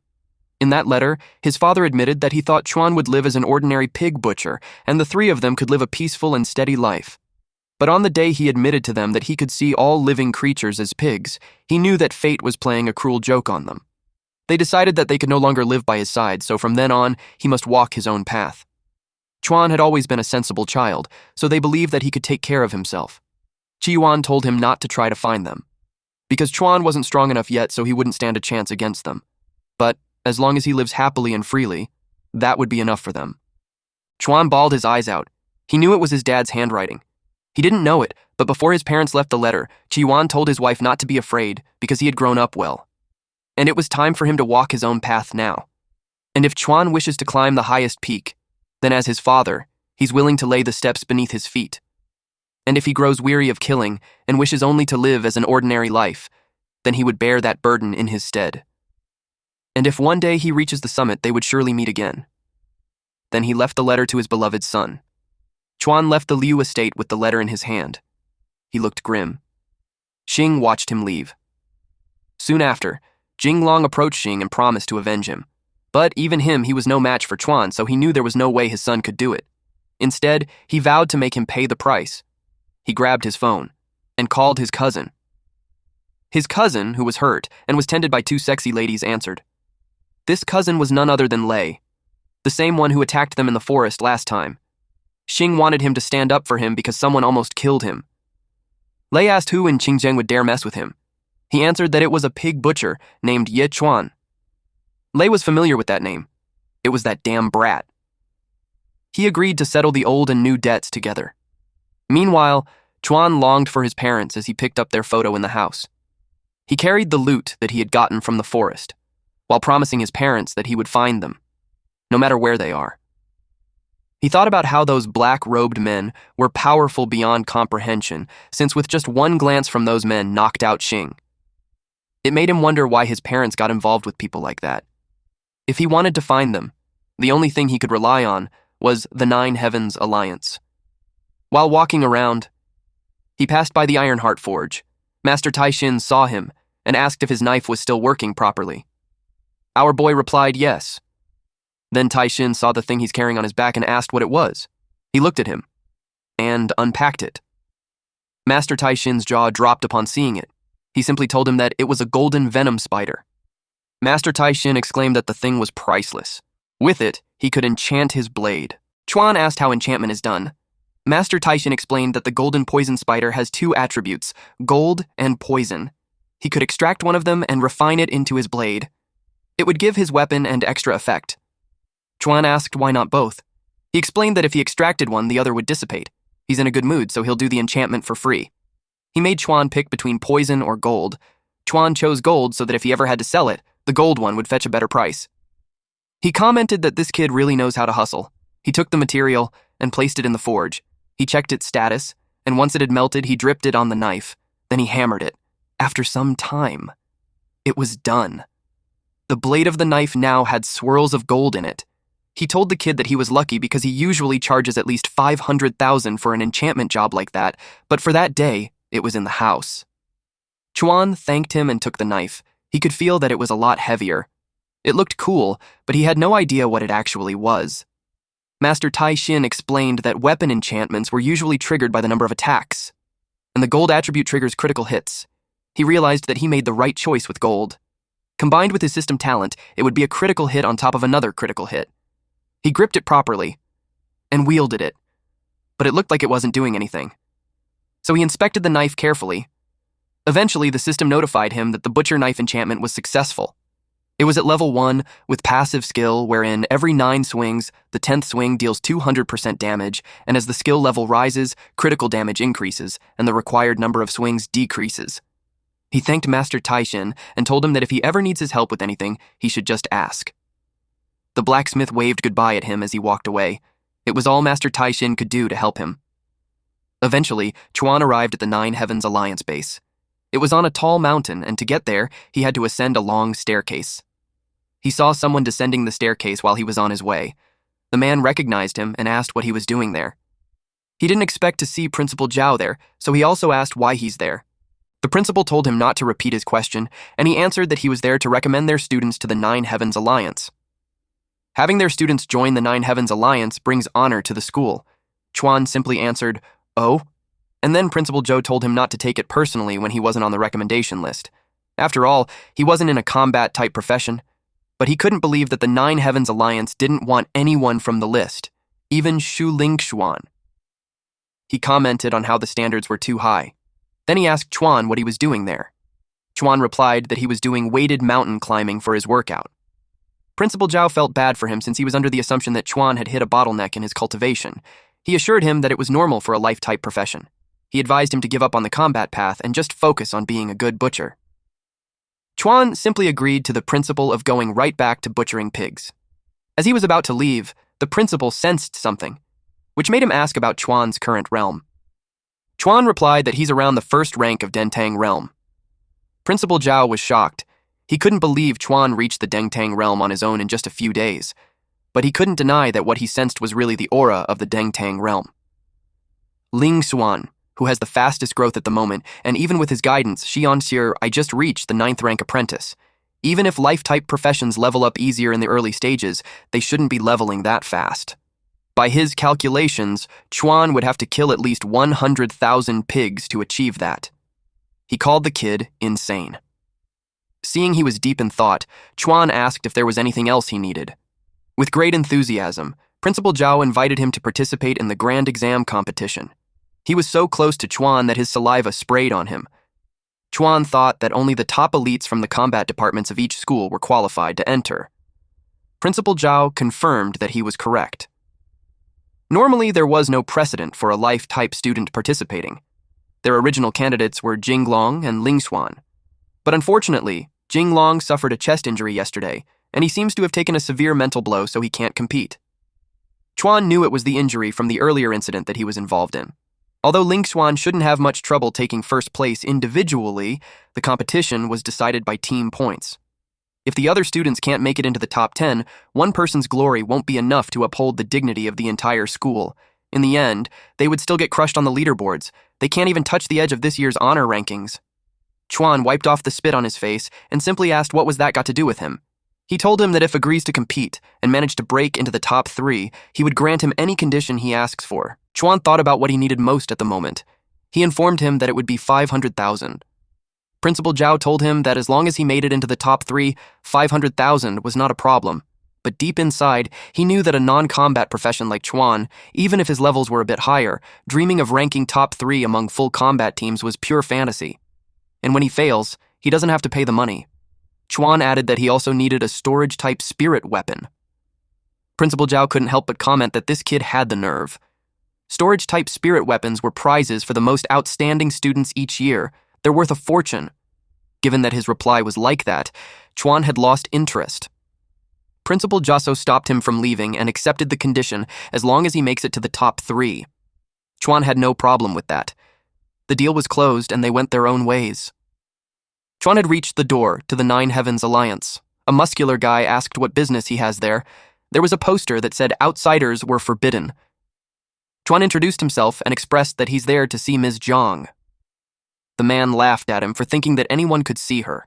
Suddenly, the door was pushed open, and it surprised the man. Ms. Zhang came out and warmly welcomed Chuan. She told him that she had been waiting for his arrival. She latched onto his arm as she showed him around. The muscular guy's jaw dropped when he saw it. One lucky bastard.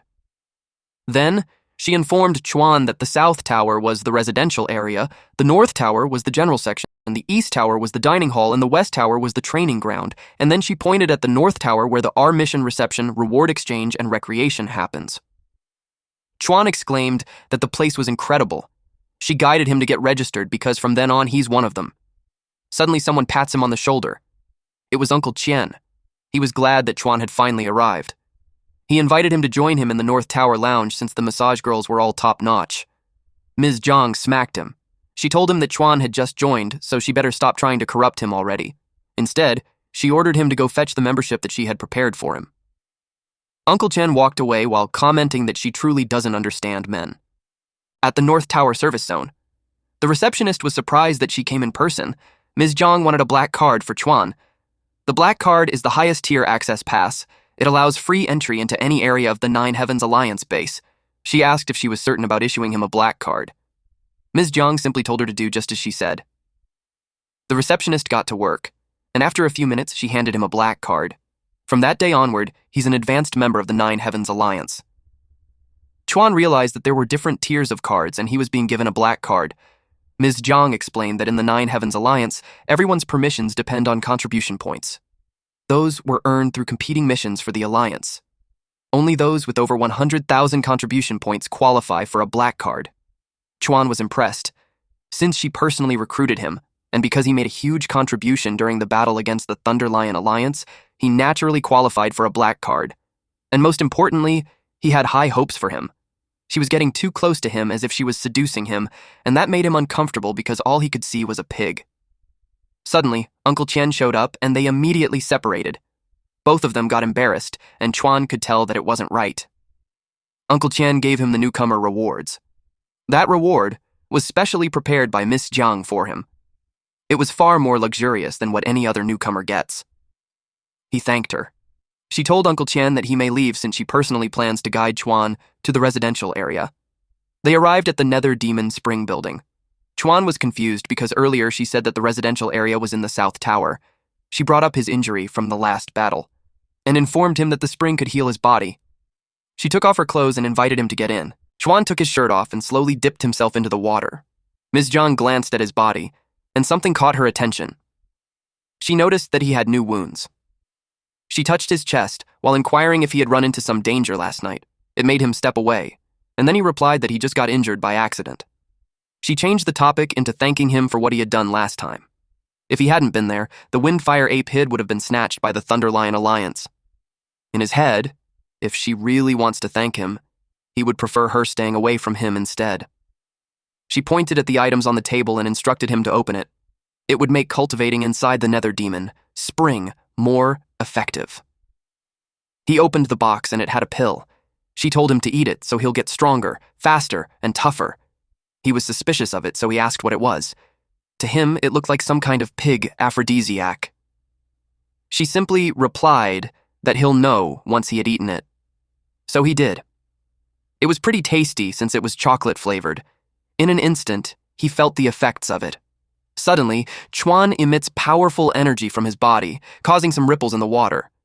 It caught him off guard, so he asked what was going on. She explained that it was a Vajra pill, refined by a high-grade alchemist of the Nine Heavens Alliance. Only one pill could be produced every 6 months. It could permanently and greatly strengthen his physical constitution, causing 3 attributes to soar. The system notified him that all his attributes increased by 20 points. He realized that the thing was insane. Also, he received a notification that a high-grade passive skill called Golden Bell Shield can remain active at all times. It blocks 1 fatal blow after being shattered. It cannot be activated again for 12 hours. The Golden Bell Shield activated. Some runes appeared in his body, making him glow in golden yellow hue. She knew that his golden-scaled soft armor was shattered in the last battle, so this gift was compensation from the Nine Heavens Alliance. He told her that she was so generous that he doesn't know how to repay her. She informed him that it would take about a month to craft the Windfire Ape Hide into fire-resistant armor. So, 1 month from then, he'll have to go with them to challenge the Flameblade King. She hoped that he would play his part. He inquired on how many people will be joining and the success rate. She revealed that it was less than 10%. He was surprised to hear that, since it basically means they're going to their deaths. On top of that, she's the young lady in charge of the Nine Heavens Alliance, so he was curious why she would personally take such a risk. She replied that it's precisely because she's the daughter of the Alliance head that she must go there herself. She doesn't want to live forever in her father's shadow, bound hand and foot. She needs to prove herself, otherwise she'd rather die. Ever since she was young, she would hear people's comments that it was a pity that the head only had a daughter. and that she even looked stupid, so she's an embarrassment to him. Chuan remembered Wan had previously expressed that he couldn't stand the young lady's unreasonable way of doing things. He realized that in a place full of experts, even the daughter of the Nine Heavens Alliance head can't avoid being doubted. She asked him if he's scared. He replied that his dad and mom taught him that if he promises something, he must see through it. She commented that he's a good boy and guessed that he's still a virgin. And since they might die in one of the raids while clinging to him, she suggests that she's willing to satisfy anything he regrets. Then, our GigaChad MC shoved her and got out of the water. He told her that he's not dying yet since he still has more important things to finish. She was left dumbfounded. When Chuan opened the door, he found Uncle Qian on the other side, eavesdropping. Ms. Zhang asked what he's doing. He made an excuse that he came to heal his wounds and didn't know that they were there. He told them that he'll leave right away, but Chuan told him to wait since he had a favor to ask. He wanted him to be his sparring partner. He puts his shirt on and they leave together. Uncle Qian seemed pleased that Chuan asked him that. He empathizes with him on wanting to be stronger, but there was a realm gap between them, so sparring with him could make Chuan suffer badly. Ms. Jian observed them and thought to herself that she made the right bet this time, since the kid has endless potential. At the West Tower training ground, Chuan and Uncle Qian faced each other. Chuan was determined to become stronger because it's the only way he could see his parents again. Just a little longer, and he'll come get them very soon. He urged Uncle Qian not to hold back. That made the man serious. It was great since Chuan was determined to become stronger. 9 days later, Ms. Zhang internally complained that those two lunatics did nothing every day except to eat, sleep, and spar. It was like they're possessed, but she would admit that they make people at ease. The match between Chuan and Uncle Qian started. Uncle Qian urged Chuan to become faster. Chuan tried to slash him, but he blocked it, and then he found an opening. He raised his hammer to hit him, but Chuan countered using a skill called Blessed Falling Star. He was enveloped by a golden bell. Uncle Qian was surprised that he didn't dodge when he already warned him that he'd smash him to death in one hit. His hammer shatters the bell. Chuan let out a surprise attack instead. It was such a powerful one that caught Uncle Qian off guard. Chuan's blade was enveloped with aura, and he kept pushing. The audience were all in awe. They were so strong that they were called monsters. They were impressed with Chuan since he's a newcomer, and in just a few days, he's already fighting Uncle Qian to a standstill. Chuan's attack ended, but it marks on the ground from the impact, and it also broke Uncle Qian's hammer into pieces. Uncle Qian was done with fighting. He complained that Chuan would have to compensate him with a new weapon. Chuan apologized and expressed that at the moment, his pockets were cleaner than his face. Basically, he doesn't have the money to compensate him. Ms. Jiang, who was at the back, yelled at them to stop fighting and come eat. The crowd separated so she could pass through. Deep inside, Uncle Qian couldn't believe that the kid shattered his toughest spirit weapon. He realized that the kid was terrifying. Chuan asked her what delicious food she got them. By this time, Chuan's level is 3rd rank climbing to the pond realm. His strength, agility, and spirit were all at 140. Blessing was upgraded to level 2. He has a passive skill wherein every 8 swings, the 9th deals 220% damage. As the skill level increases, critical damage increases, and the required trigger count decreases. Nether Shadow Sweep upgraded to level 3. When activated, it increases agility by 50% for 70 seconds.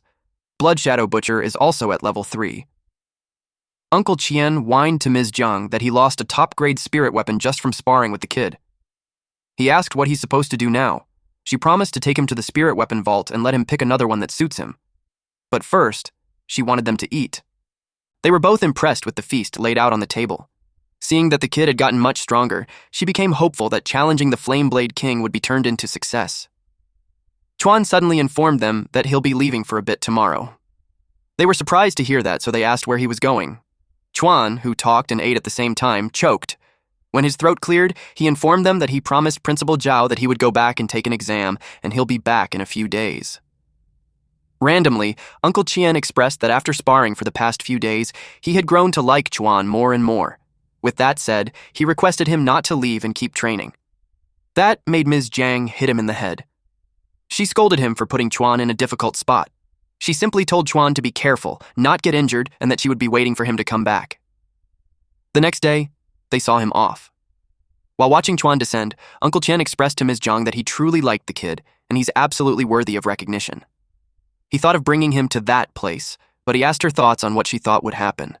She replied that if they could come back alive from Chutian Valley, then that would prove his strength was worthy of going to that place. A few moments later, Chuan arrived at the school gate. One of the girls in the crowd announced that someone was coming. She was pertaining to Ling Xuan. When Ling Xuan passed through, her expression turned bitter. Because she saw our MC, she wondered why he was there too. The girl beside her openly acknowledged Chuan's presence. Then she got mad at him for being there. She accused him of trying to pull some trick to get to Ling Xuan again. But Chuan didn't have any time for this bitch, so punched the wall. He glared at the woman and simply told her to get lost. The woman got spooked, but she continued pretending to be angry and insulting him by saying that a clown seeking attention was ridiculous. Then, a few seconds later, the thing that our MC punched shattered altogether. The woman who just mocked him told Ling Xuan that he was bullying her, and of course this big shot wannabe confronted him and told him that showing off in front of her was useless. He released an attack near him and destroyed the statue even more. Then, Chuan clarified that Principal Zhao invited him to take part in the college entrance tournament, so him being there has nothing to do with her. She was puzzled that the principal invited him when he knew Chuan was a useless loser. She thought the principal had gone crazy. She said that it's impossible for a mere fly to compete with the bright moon. Principal Zhou showed up and confirmed that it was him who invited Chuan to the college entrance exam. He told her that from then on, they would be teammates, so they have to put their grudges and fight for the school's honor. She was shocked. She questioned his worthiness. He whispered to her saying that without that idiot acting as her foil, her strength wouldn't stand out. She realized that it made sense. She told Yuan that if Jinglong wasn't injured, he wouldn't have his turn at all. She warned him not to drag her down. Then she turned away. Principal Zhou reminded him of their deal. Our boy nodded his head in response. Then they headed to the arena. In a moment, the preliminary round would begin there. He already entered their information in the arena system. The rules were simple. Everyone draws lots and fights the contestant with the corresponding number. The winner stays on the platform and challenges the next opponent. In the end, contestants would be ranked by total wins, and the final four standing would enter the final round. Students from the same school will not be matched against each other in the preliminaries. The other students from his academy were relieved to hear that since they won't be drawing Ling Xuan and get eliminated right away. Contestants who lose in the preliminaries would still get one more chance to step into another arena to challenge someone else, and if they lose again, they would be completely eliminated. A student assured him that with Ling Xuan representing them, first place would definitely belong to their school. Meanwhile, Ling Xuan looked forward to this life profession clown to make a fool of himself on the stage. The crowd was hyped up. The camera started rolling. The spotlights were focused on the center of the arena. The host welcomed everyone to the college entrance tournament. She announced that the participating schools are Qingcheng High School, Lingyun High School, Yingchai High School, and Qingyan High School. She told the participants to get ready, adjust their mindset and condition, because their performance would directly affect their future. In the spectator stands are the teachers from Skyvault Academy, Zhenwu Academy, and Taichu Academy to observe every student with potential. Ling Xuan had already been chosen by Skyvault Academy, so she made sure she won't disappoint. The first round begins. The matches on Arena 4 had been displayed. Yingkai High School, Lu Kai, an advanced Thunder Shadow Spear cultivator, was matched against Qingqing High School, Ye Chuan, a pig butcher. Everyone was shocked and confused that there's a pig butcher. They thought it was a joke. Principal Zhao glanced at Chuan. One of the teachers watching stated that he recruited students in so many cities, but this is the first time he had ever seen a life profession contestant. He thought Qingcheng High School was that desperate. The female teacher called him Teacher Chin, and she couldn't believe that he just said that. She shared that she recently recruited a promising talent from Qingcheng High School. He replied that Qingcheng High School was a mixed bag of fish and dragons. He added that it was nothing compared to Yingchai High School, where everyone was an elite. Chuan and Kai stood in the center of the arena. Kai shook Chuan's hands while thanking him because he didn't expect Qingqing High School to just hand him a free win. He told him that after he finishes that match, he'll treat him to a free meal. Chuan replied that he's so nice. The referee announced their fight to begin. A man mocked Principal Zhao and asked if Qingcheng High School was really that short on people, since they even sent a pig butcher onto the stage. He said that if Zhao was that desperate, he should have spoken up. Yingchai High School could have lent them a few students. Lingyun High School's principal, Xia Xuan, calmly replied that she felt something unusual about the boy. He carried an aura different from ordinary people. Qingyan High School's principal, Wen Chongwei, agreed, but only because everyone else had combat professions while Chuan had a life profession. He laughed loudly, clearly amused. Principal Zhao was sweating badly. He cursed under his breath and prayed that Chuan wouldn't disappoint him. Kai stepped forward and took his stance, gripping his spear. He began showing off his spear techniques. As an 8th rank apprentice realm cultivator, he believed fighting a life profession would be easy. He thought he could finish Chuan in one move. He was actually disappointed. There wasn't even room to show off properly. So he decided to put on a performance before ending the match. Chuan clapped his hands and praised Kai's spear skills. The referee scolded Kai for wasting time and told him to stop showing off and start the fight. Kai nodded. He warned Chuan not to blame him later. As he attacked, he mocked Chuan, saying if he wanted to blame someone, he should blame himself for being a pig butcher. But Chuan calmly tilted his head to the side, letting the spear brush past without touching him. Kai froze for a moment when he saw Chuan raise his fist. Then, our boy punched him straight in the face. Kai's head snapped back as blood sprayed, his face twisted in shock and pain, and Chuan slammed him down onto the ground. Kai's eyes rolled back. The referee announced Chuan's victory. This right here is the new Saitama. All the principals were stunned. Principal Zhao instantly became proud. He bragged that his school had a god-tier pig butcher. Chuan might not become a top powerhouse one day, but with talent like that, beating normal people was easy. Principal Xia nodded and said he was impressive. Just as she expected, Chuan was not ordinary. Meanwhile, Teacher Qin grew very interested in this pig butcher. He felt it was a shame. If Chuan had a combat profession, he would be an amazing talent. He noticed how Chuan's movements flowed smoothly, like water, and that punch didn't even look like it used 1/10 of his strength, yet it easily defeated a high-rank combat profession. He realized Chuan's true strength was far from simple. The female teacher suddenly remembered Ling Xuan mentioning a useless guy named Chuan who kept bothering her. Now she understood who he was. She said that throughout history, many people tried to fight fate using life professions. Every single one failed in the end.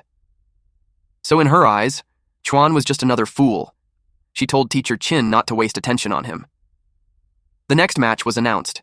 In Arena 4, Qingyan High School's Xiao Jiji, an intermediate fire cloud mage, would face Qingcheng High School's Ye Chuan, the pig butcher. Flames roared. They burned brightly in Jiji's hands. Chuan walked closer, curious, and asked if Jiji's hands hurt from being on fire all day. Jiji shouted at him to shut up. He warned Chuan that he would soon learn how hot they really were. Principal Wen sneered and said this joke would finally end. He boasted that his student reached 9th rank apprentice realm in just 3 months, and that he was about to break into the climbing pond realm. Principal Zhao calmly replied, and proudly said that his student had already reached 3rd rank climbing pond realm. The old man froze in shock. He thought Zhao was joking. While they were still talking, Jiji lost. The referee announced Chuan's victory. Principal Wen stood there in disbelief. He questioned whether the boy truly awakened his profession this year. Meanwhile, Ling Xuan also won her match. If things continued like this, at least 2 of the top 3 spots would belong to Qingcheng High School. Ling Xuan coldly told Chuan to feel lucky that the first round didn't match students from the same school. Principal Xia warned Principal Zhao not to celebrate too early. In Arena 1, the next match was Qingyan High School's Lu Wan versus Qingcheng High School's Xu Lingxuan, the Snow Soul Sword Immortal. The small, chubby girl smiled and asked Ling Xuan to go easy on her. Ling Xuan stared back coldly and told her not to act friendly, and that she would not go easy on a kid. Principal Zhao was shocked that they sent such a small girl onto the stage. He asked if she was even 18. Principal Ji, already annoyed, shouted yes. And she warned them not to underestimate her, because she was one of Lingyun High School's seed contestants. In short, this tiny girl right here is their ace. The match began. One of the spectators leaned forward, silently hoping that Ling Xuan wouldn't disappoint. Ling Xuan drew her sword. As the blade cleared its sheath, tiny snowflakes spiraled into the air around her. Wan reached out and touched one of them. She frowned, confused. Why was it snowing? That single moment of distraction cost her everything. Ling Xuan slashed across Wan's body in a blur of steel. Blood sprayed across the arena. Ling Xuan scoffed, declaring that Wan wasn't even worth a proper strike. In her eyes, Wan was even more useless than Chuan. Principal Zhao shook his head and commented that it was far too easy. So easy it was almost embarrassing. He glanced at Principal Xuan and admitted that he'd thought they were about to bully a child. But Principal Xuan didn't look away. He was waiting for what came next. The referee suddenly pointed toward Wan. Ling Xuan followed his gaze and froze. The small girl's body twisted and expanded, her frame swelling into a massive, muscular woman. She had activated the Berserk Blood Warrior. Now, it was her turn to strike. Ling Xuan felt nothing but disgust, and then annoyance. She rushed forward. Wan threw a punch. Ling Xuan raised her sword and blocked it. The impact detonated like an explosion, sending Ling Xuan flying. Mid-air, Ling Xuan realized the truth. This strength was monstrous. Wan leaped after her. Her knee slammed down, nearly shattering Ling Xuan's bones. Ling Xuan crashed to the ground, horrified. She knew that if that blow had landed cleanly, she would have died. Wan ripped a massive chunk of earth from the arena floor and hurled it straight at her. Ling Xuan sliced it apart. Then she activated her snowy phantom skill. 2 icy phantoms formed beside her and charged at Wan. Wan was forced to deal with them head-on. She smashed the phantoms apart with her fists, while Ling Xuan repositioned and stabbed Wan's arm from behind. She drove the blade deeper until the sword pierced straight through. A smug smile spread across Ling Xuan's face as she called Wan a freak and declared that it was over. Ice rapidly crawled over Wan's shoulder. Ling Xuan calmly explained that soon the snowflakes would freeze her entire body, and once that happened, she wouldn't be able to move at all. Wan reached out. She grabbed Ling Xuan using the arm covered in ice and coldly told her that she was underestimating the rare Berserk Blood Warrior. Ling Xuan's blood ran cold. Wan's arm was injured. She shouldn't have been able to move it. Fear hit her when she realized the heat surging from Wan's body was melting the ice. The punch smashed into Ling Xuan's face. Wan's grip tightened like iron, and Ling Xuan couldn't break free. Principal Zhao stared in disbelief. It looked like Ling Xuan was about to lose. Meanwhile, Principal Xuan roared in excitement, urging Wan to beat her to death. Ling Xuan panicked. She screamed and begged for someone to save her. Then she noticed Chuan standing to the side. He was clapping. Our boy was freaking clapping. I guess karma's a bitch, huh? And with a grin, he said it was a nice hit. The female teacher watched closely. She was the one who scouted Ling Xuan, so she expected her to counterattack with some kind of ultimate move. Wan was about to deliver a heavy blow.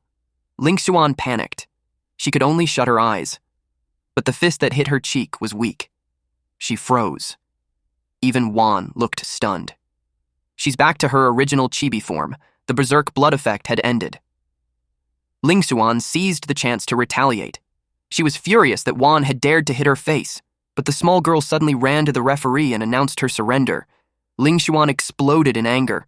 She mocked the little brat and told her to keep fighting. However, the referee had already declared Xu Ling Xuan the winner. Wan stuck out her tongue. The principal applauded. Principal Zhao commented that even though Ling Xuan won, if the ability had lasted a little longer, the result would have been uncertain. He hadn't expected Lingyun High School to have such a powerful student. Ling Xuan sneered. She wondered why Chuan still hadn't been eliminated. She complained that it was unfair. Every opponent she faced was tough, while his opponents were all weak. She had planned to save her full strength for the finals, but now she had no choice but to reveal her true power. Her expression turned serious. Principal Xuan announced that all of Lingyun High School's seeded contestants had been eliminated, meaning they likely wouldn't place in the top 3 this year. She excused herself. Leaning close to Principal Zhao, she whispered that compared to Ling Xuan, she was actually more optimistic about that pig butcher. Principal Changwei added that after the last match, Ling Xuan didn't seem as strong as everyone claimed. He hoped Liu Chen would face her in the finals. The host announced that Yingkai High School's Liu Chen had won. A massive sword hilt pinned his opponent to the ground. Liu Chen said calmly that if this weren't a match, the man would already be crushed beneath the sword hilt. The poor guy screamed and coughed up blood. Chen lifted his hand. The sword moved with him. It flew back into the sheath on his back. The large box snapped shut. The girls in the audience screamed in excitement. He was just too handsome. Principal Zhao started to doubt whether Ling Xuan could still take first place with her current strength, but he also couldn't accept the idea of relying on Chuan. The host then announced that Qingyan High School's Yan Nanan had won. She flashed 2 peace signs at the crowd. The man she defeated lay on the ground, groaning. He knew he couldn't beat the eldest daughter of the Xia family. If he pushed things further, people in the audience would retaliate after the match. He chose to give up the ranking. Nanan spotted Chuan. He kicked her opponent aside. Then she walked over to greet him. She said it had been a long time. Chuan was surprised to see her there. She hooked her arm around his. She called him a liar, complaining that he never came to hang out with her. He replied that her family wouldn't allow him to visit. She was shocked and asked who told him that. Chuan explained that they were probably afraid he'd bother her too much. She narrowed her eyes, suspecting Uncle Zhao had been sabotaging her plans. Ling Xuan watched the two of them. She was irritated by that annoying woman. The screen for Arena 1 displayed the next match. Wang Moqi, an advanced elemental mage from Qingyan High School, would face Qingchen High School's Shu Lingxuan, the legendary Snow Soul Sword Immortal. He mocked her, saying her reputation was nothing but empty fame. Lingxuan stiffened at his words. The referee announced the start of the match. Moqi smirked and told her to call him Big Brother, and he might go easy on her. Then his expression changed. In the blink of an eye, he was struck in the chest. Slashes ripped across his body as blood sprayed into the air. He never expected her true strength. He collapsed face first onto the ground. Lingxuan frowned. She silently swore that when the finals came, she would crush both Nanan and Chuan. Anyway, the host announced that the preliminaries had ended and the top 4 contestants had been decided. In Arena 1, Qingcheng High School's Shu Lingxuan advanced. In Arena 2, Qingyan High School's Xia Nanan advanced. Then in Arena 3, Yingkai High School's Liu Chen advanced. And lastly, Qingcheng High School's Ye Chuan took Arena 4. Mingping was overjoyed. He never expected Chuan to make it this far. As long as neither Chuan nor Lingxuan finished 3rd or 4th, Qingcheng High School was guaranteed to take 1st place in total points that year. The principal and staff cheered loudly for Xia Nanan. Nanan clung to Chuan's arm. He asked how she had become so strong. She answered that she had always been this strong. Plus, she had a secret weapon. The only female esteemed observer noticed that Chuan had squeezed into the top 4 for Shu Lingxuan's sake. She could not tell if he was hardworking or just a clown. The host announced the 2 versus 2 semi-final round. She pressed a button. Then she explained that anyone who reached the semi-finals was naturally among that year's strongest contestants, so they deserved a bigger stage. The fence around the arena opened, and it formed a much larger stage. She continued by explaining that the next matchups would still be decided through the system lottery. She instructed the contestants who were not selected to step down and wait. The screen displayed Qingyan High School's Xian Nanan, an advanced alchemist, versus Qingcheng High School's Shu Lingxuan, a legendary Snow Soul Sword Immortal. Lingxuan wore a smug expression as she declared that she would show everyone how to deal with that bitch. Chuan and Chen sat together. Suddenly, Chen told Chuan that he should feel honored to fight him. Chuan replied that Chen's sword looked pretty cool. Chen said that was only natural, because it was a mid-tier spirit weapon. Di Erxin, the disciple of Yi Xin, Qingcheng's greatest weapon refiner, had forged it. Nanan headed toward the stage. She warned Lingxuan to stop bothering Chuan, or she would slap her again. Lingxuan was offended by that. She said Nanan had it backwards. The host announced the start of the match. With Skyvault Academy backing her, Lingxuan believed that even if she taught this bitch a proper lesson, the Xia family would not dare do anything. After all, this was the heavily watched college entrance tournament. She told the Xia family's eldest daughter that she still remembered the slap from last time. Now she would pay it back tenfold. She activated Snow Phantom. As Lingxuan charged forward, Nanan pulled out several marbles from behind her, then she threw them at her. The marbles exploded into pink mist. It blocked Lingxuan's vision. She asked if Nanan wanted to play hide-and-seek. Nanan ate 1 red marble, increasing her speed by 100%. Then she took another, boosting it by another 100%. Lastly, she swallowed a white pill, increasing her defense by 100%. Chuan was astonished. He had just learned that she was a drug-enhanced fighter. Chen was surprised that Chuan could clearly see through the arena, even though the entire stage was covered in pink mist. Suddenly, Nanan burst through the mist and closed the distance between herself and Lingxuan. But Lingxuan blocked her punch. She told Nanan that when it came to speed, she was nowhere near Lu Wan. Nanan stepped back. Lingxuan was stunned. Nanan pulled out more pills and swallowed them. She temporarily raised her realm to the 2nd-rank Climbing Pond realm. Her uncle was horrified. Her body could not handle any more pills. They put a massive strain on her, and if something happened to her, he would have no choice but to commit seppuku. Lingxuan shouted that no matter how deep the Xia family's pockets were, she could not waste resources like this. She declared that Nan could not defeat her by relying on alchemy alone. Then she charged forward, but 2 beads flew toward her. They exploded, but Ling Xuan stepped away just in time. However, while she was still in midair, Nan lunged at her with a kick. Ling Xuan was startled. Nan almost had her, but Nan was the one caught off guard instead. Ling Xuan froze Nan's legs. Then she told her that she was not even worthy of forcing her to use a killing move. She called her a bitch and declared that the game was over. Ling Xuan managed to slash Nan's arm. Nan felt her arm go numb. The effects of the drugs were starting to fade. Ling Xuan charged at her again, declaring that she was not done yet. Nan was startled. She could not evade in time, so Ling Xuan slashed her again, sending her crashing to the ground. Ling Xuan had kept her word to pay back that slap.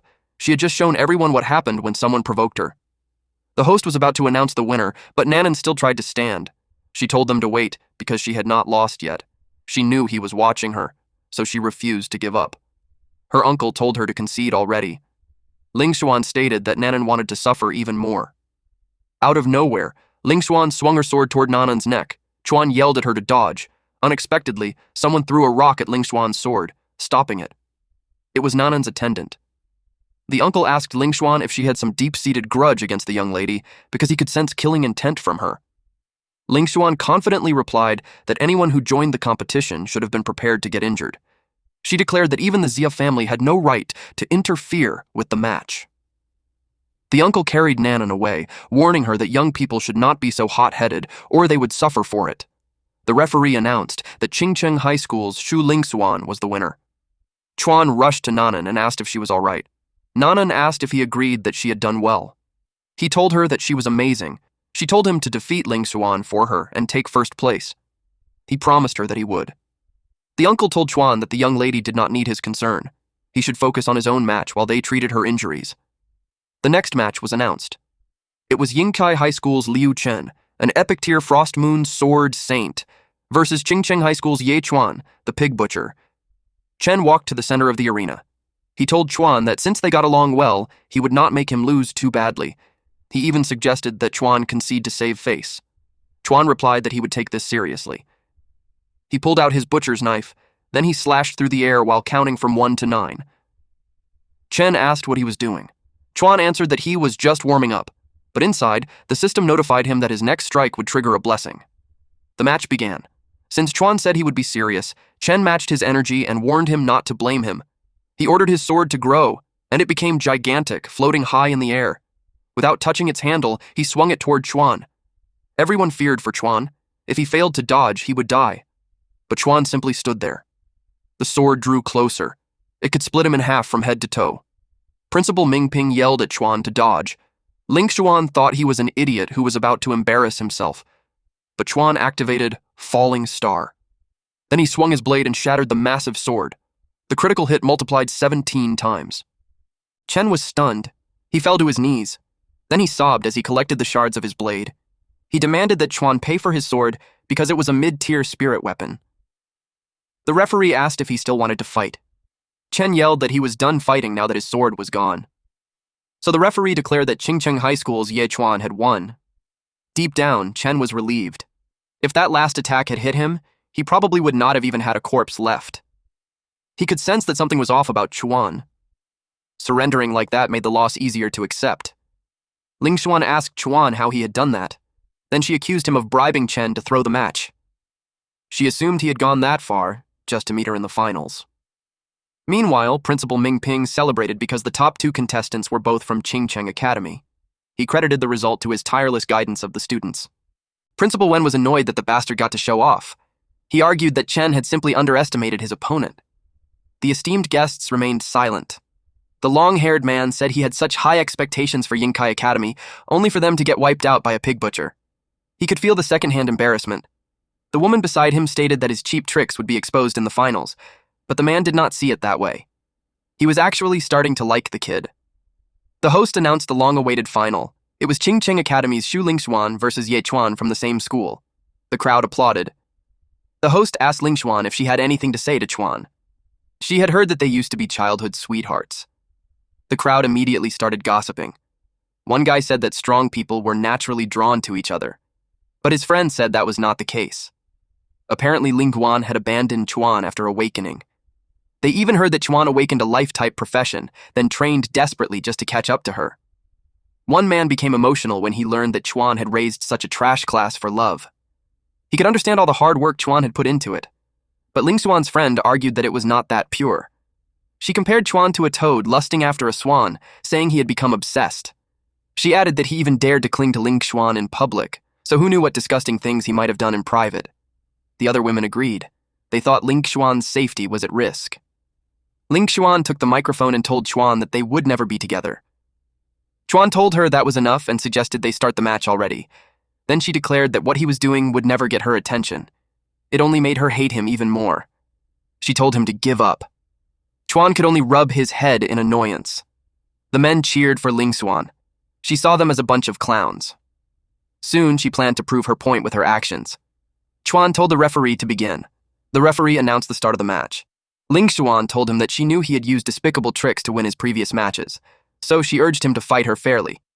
Chuan charged at her while cursing her out. She was stunned. His hand landed on her face. The slap was so strong that it sent her flying to the other side of the arena. She crashed face first onto the ground. The crowd was horrified. They could not believe a single slap had sent her flying. But this bitch still stood up. Her cheeks were swollen and her nose was bleeding. She could not believe he had slapped her. Chuan shook his wrist. Then he asked if she felt better now. That made her even angrier. She took it as proof that his love had turned into hatred. Chuan simply face-palmed in frustration. He asked if she was mentally ill or something. She grabbed her sword and told him to stop pretending. She admitted that he had improved a little. So she had no choice but to use her trump card on him. She activated her skill, Sword Cry Frost Dragon. Ling Xuan gathered her power. She claimed that Chuan had brought this upon himself. A blue dragon appeared. The woman who had scouted Ling Xuan told her not to be so reckless because that move put too much strain on her body. Chuan watched her closely. He jumped to evade the dragon, but the dragon turned around and chased after him. He was caught off guard. The dragon was about to devour him.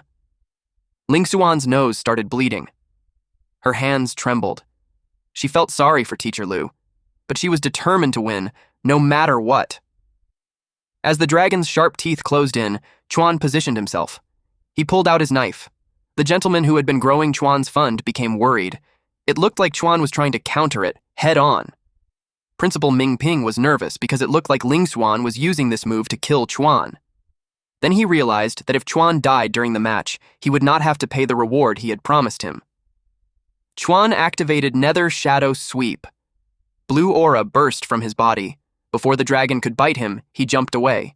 Then he targeted the dragon. While still in midair, he slashed across its body, and the dragon was cut into pieces. Ling Xuan could not believe what had happened to her frost dragon. Then Chuan stepped on its body. He commented that after all that flashy nonsense, he thought it would be something impressive. Ling Xuan could not accept the outcome and claimed that Chuan had cheated again. Chuan declared that she had already lost, but she stubbornly refused to lose to him, so he slapped her on the other cheek. She was stunned. Chuan insisted that the match was over, then slapped her again. The gentleman commented that it looked so effortless, like Chuan was bullying the weak. Chuan pointed his knife at her. Then he warned her that if she challenged him again, it would no longer be part of the match. It would become a life-and-death duel. Ling Xuan surrendered. The referee announced that Qingcheng High School's Chuan was the winner of the finals. Everyone was shocked that this year's champion was actually a pig butcher. One serious man said Chuan looked ready to slash Ling Xuan's neck with his blade, even though they were supposed to be childhood sweethearts. The other man replied that maybe the pig butcher's love had turned into hatred. The gentleman suggested that Teacher Lu must have made a mistake because Qingcheng clearly had someone even stronger. He asked why she had chosen Ling Xuan. She was horrified by the thought of him recruiting Chuan. The other gentleman replied that if Chuan had a combat-type profession, he would immediately extend an offer. The gentleman who had grown fond of Chuan said that since neither of them wanted him, he felt the same way. Still, he could not deny that he admired him. However, he did not want Zhenwu Academy's reputation to be ruined by a pig butcher. Teacher Lu stated that since Chuan dared to humiliate her student, she also held a grudge against him. She made eye contact with a man below. Then that man jumped into the arena. He told Ling Xuan not to take the loss to heart. He introduced himself as Lin Yu, a second-year student at Skyvault Academy, and her future senior. Ling Xuan said she could not bear the humiliation of losing, especially after being slapped by Chuan. Yu understood her and assured her that he would make Chuan understand the consequences of offending someone from Skyvault Academy. He asked the referee if the match was over. The referee answered yes. He thought of his next step, and that was to settle private matters with Chuan. Yu told Chuan that even though he had won the match, he was still a worthless pig butcher with nowhere to go. Chuan asked where this pighead had come from. Yu was offended that Chuan dared to call him a pighead. He told Chuan not to blame him for teaching him a lesson.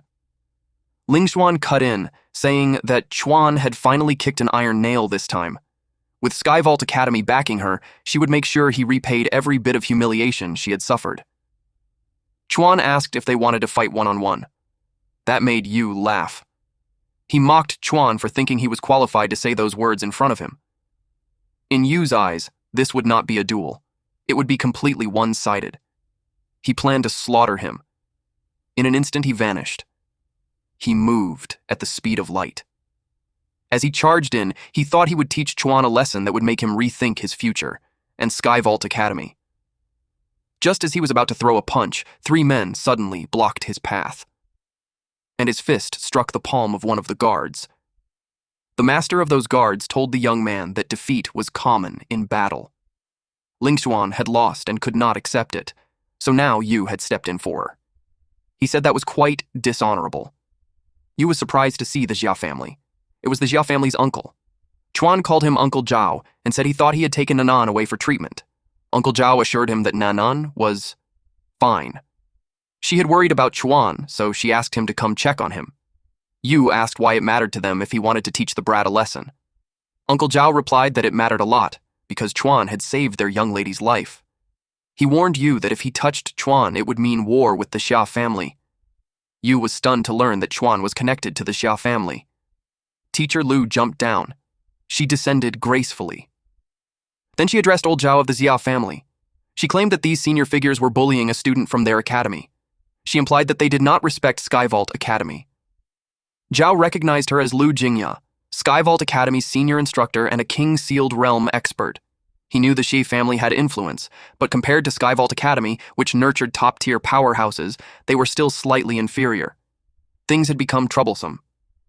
Ling Xuan mocked the Xia family, saying they were supposed to be powerful. She wanted them to relay a message to the Xia family's young lady. Sooner or later, she would slap her back tenfold. Zhao glared at her and told her to try touching their young lady. The crowd thought it was intense that these big shots were fighting over Chuan. They decided to leave because if the big shots started fighting, they would definitely get caught in the crossfire. Teacher Lu declared that once someone entered Skyvault Academy, they became her student. So if she could not protect her own students, Skyvault Academy would not be able to stand in this world. She released a powerful aura. Unexpectedly, more people joined in. It was Ms. Jiang and Uncle Qian. Jiang dared them to bully someone from the Nine Heavens Alliance. Chuan was surprised to see them.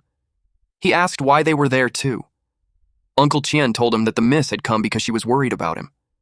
Teacher Lu asked if the Nine Heavens Alliance wanted to join the fun too. Ms. Jiang replied that Chuan had already joined the Nine Heavens Alliance. She asked Teacher Lu not to make things difficult for him. The crowd was stunned when they heard that the brat had joined the Nine Heavens Alliance. Things had become even more complicated, and more big shots were entering the battlefield. Even Principal Ming Ping was surprised to learn that Chuan had joined them. Ling Xuan gritted her teeth. Their principal had said that the Nine Heavens Alliance did not take a single graduate from their class, so she wondered how they had accepted Chuan. Everyone wondered what was going on. Teacher Lu decided to let the matter go for Ms. Jiang's father's sake, since they were old friends. She dropped the issue. Ms. Jiang thanked her on behalf of her father. Then she told Chuan that they should leave. Ling Xuan apologized to Teacher Lu and asked if she had embarrassed her. Teacher Lu asked why she was clinging to a temporary victory or defeat when she had such talent. She asked Ling Xuan whether a tiger should give up on itself just because it lost to a house dog in its youth. She explained that once the tiger grew, it would roar through the mountains as the king of beasts, while the house dog would remain nothing more than a guard dog. Ling Xuan dropped to her knees and bowed as she thanked Teacher Lu. She had realized something from her words. Then she grabbed her sword and pointed it at Chuan. She declared that 1 year from now, she would return to Qingcheng to find him. At that time, she wanted to fight him again. She asked if he accepted. Everyone waited for Chuan's answer. With a creepy grin, he answered, "As you wish." Outside the arena, Ms. Jiang and Chuan walked side by side while Uncle Chen followed behind them. Chuan thanked her. She was curious whether he truly liked Ling Xuan, so she asked him directly. He casually answered that he had no interest in pigs. Jiang was confused by his answer. She asked if that meant Ling Xuan was fat. Then she quietly noted that Chuan liked curvy girls, so she planned to start dieting. Meanwhile, Chuan thought that Teacher Lu's aura was definitely not ordinary. He knew they might not be able to defeat her. Suddenly, someone called out to Chuan. It was Principal Ming Ping. He acknowledged Ms. Jiang and War God Chen from the Nine Heavens Alliance. He asked Chuan when he had joined the Nine Heavens Alliance. Chuan answered that it had only been a few days. Principal Ming Ping praised him, saying he was talented and that he had high hopes for him. Then he decided to fulfill his promise. He gave Chuan the storage spirit weapon he had promised him. They were surprised to see the glowing realm wristband. Chen asked when he had started giving away such a valuable item. Principal Mingping replied that Chuan was a talent he had personally nurtured, so it was only natural for him to treat his students well. Chuan put on the wristband. An inventory screen appeared. Inside were 2 money bags. Principal Mingping explained that the space inside was very large. Chuan could store anything he wanted inside and take it out whenever he wanted. He pulled out 1 money pouch. The 2 bags contained the 500,000 reward Principal Mingping had promised him. He could store it in the wristband any time and take it out whenever he wanted. Chuan tested it by putting the pouch back. Then he thanked the principal. Principal Zhao said that having his student join the Nine Heavens Alliance was an honor for Qingcheng Academy. He entrusted Chuan to Ms. Jiang and Qian. He planned to cultivate even more outstanding students for the Nine Heavens Alliance. Ms. Jiang thanked him and said they were in a hurry, so they would be leaving first. Principal Mingping told Chuan that if he met the Alliance Master, he should put in a good word for him. At the Nine Heavens Alliance, Ms. Jiang brought up that they only had about 3 weeks left before they went to subjugate the Flameblade King. She asked Chuan what his plans were. Chuan planned to take on missions and earn contribution points. Uncle Qian was thrilled when he heard that. He volunteered to join Chuan on some high-difficulty missions, but Chuan wanted to do it alone. He wanted to level up solo. Ms. Jiang was about to say she would go with him, but she noticed he was a lone wolf. Still, she was fine with it. Completing missions alone was necessary training for someone who wanted to become strong. She allowed him to act alone, but told him to stay safe. Chuan simply replied, "Okay," at the mission center. Chuan stood in front of a screen, thinking carefully. He had 3 options: a 1-star mission to collect 10 alpine flowers for 400 contribution points, a 2-star mission to hunt a giant armored crocodile lion and bring back its corpse intact for 900 contribution points, and a 3-star mission to destroy the mutated blood demon cave. That mission required a team of 4 to 5 people, with members above the 8th rank climbing pond realm. The reward was 2,000 contribution points. He chose the 2-star mission. The system registered his choice. He checked his wristband, and it showed that he had 10 pieces of food inside. He was impressed by how convenient it was.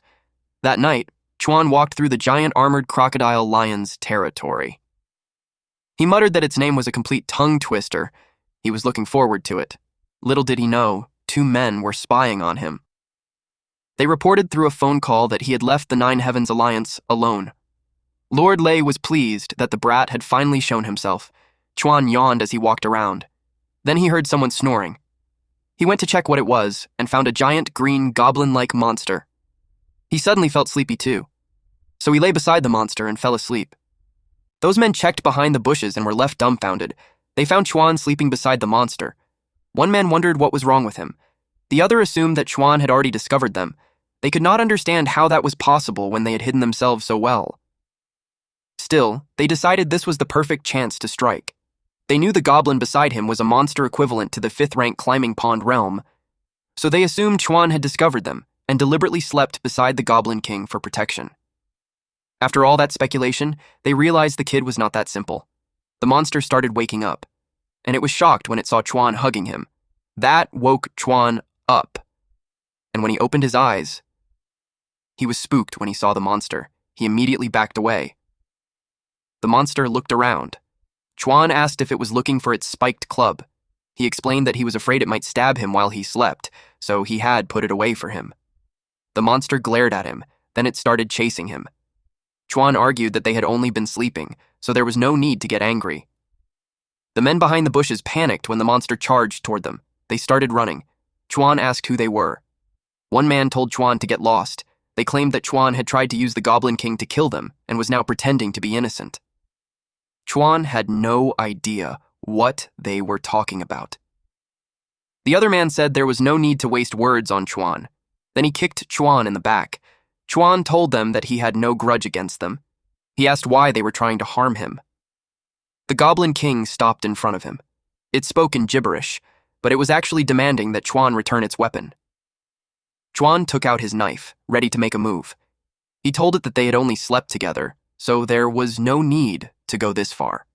He decided he could not let this big guy roam around with that temper. It was about to eat Chuan, but Chuan used Nether Shadow Sweep level 3 to evade. Then, he activated Blood Shadow Butcher level 3. The monster felt overwhelming fear, and it saw an illusion of Chuan towering over it. It fell to its knees. Its body trembled at the sight of the true monster. Then, our MC swung his knife and cut off the goblin's head. With that, his level rose to the 4th rank climbing pond realm. His strength, agility, and spirit all increased to 145. As Chuan pulled out his sword, he wondered if it could be killed. Unexpectedly, a female goblin saw what he had done. Chuan asked who she was. The female goblin cried as she cradled the Goblin King's head. Chuan asked if she was his daughter. He explained that he had some grudges with her father. In the goblin's language, she said that he had killed her husband. Then she cursed him. A magic circle appeared beneath Chuan. His knife was still stuck in the Goblin King's body. Before he knew it, he was teleported somewhere else. Bones were scattered all over the area. He asked where he was and whether he was still inside the country. He saw an opening ahead. Since there was only one path, he decided to see what was at the end. He found a pond, and he was stunned by what was inside. It was a crocodile with a lion's head, sleeping peacefully. The system notified him that the target was the giant armored crocodile lion. Chuan assumed that the female goblin from earlier had actually helped him find his mission target. He made a mental note to properly thank her once he got out. The big guy was covered in armor, so Chuan knew it would be hard to deal with once it woke up, so he planned to strike before it noticed him. He told the creature that in its next life, it should choose to be either a lion or a crocodile. It should stop mixing things randomly, or it would just die early. He reached behind his back, but to his surprise, his blade was gone. Chuan remembered that he had left it on the body of the goblin monster earlier. He had no choice but to retreat, but he had already caught someone's eye. Out of nowhere, an arrow flew out, and it struck the giant armored crocodile lion in the head. It came from Wang Yuan, an advanced archer who had just arrived. Yu Xiaojuan, an intermediate blessing priest, was with him. She noticed that someone else was there. With that, the giant armored crocodile lion attacked Chuan. But instead of running away, Chuan covered his mouth because its breath stank. Then he tried to explain that he did not do it. The two rushed to his side. Yuan told him that they would be taking the giant armored crocodile lion. He assumed Chuan had no objections, but Chuan asked why. Yuan explained that based on Chuan's aura, he was not a combat professional. Then he asked for his name. Chuan gave his name and said his life profession was pig butcher. That made Yuan laugh loudly. Yuan told him that they were both professional hunters. He said hunting work was not something a life profession like Chuan could handle. Chuan asked why he was talking so much when whoever defeated it should get it. Yuan thought he was joking. He asked if Chuan even knew how strong that thing was. By then, the giant armored crocodile lion had become even more annoyed. It roared loudly before trying to devour them.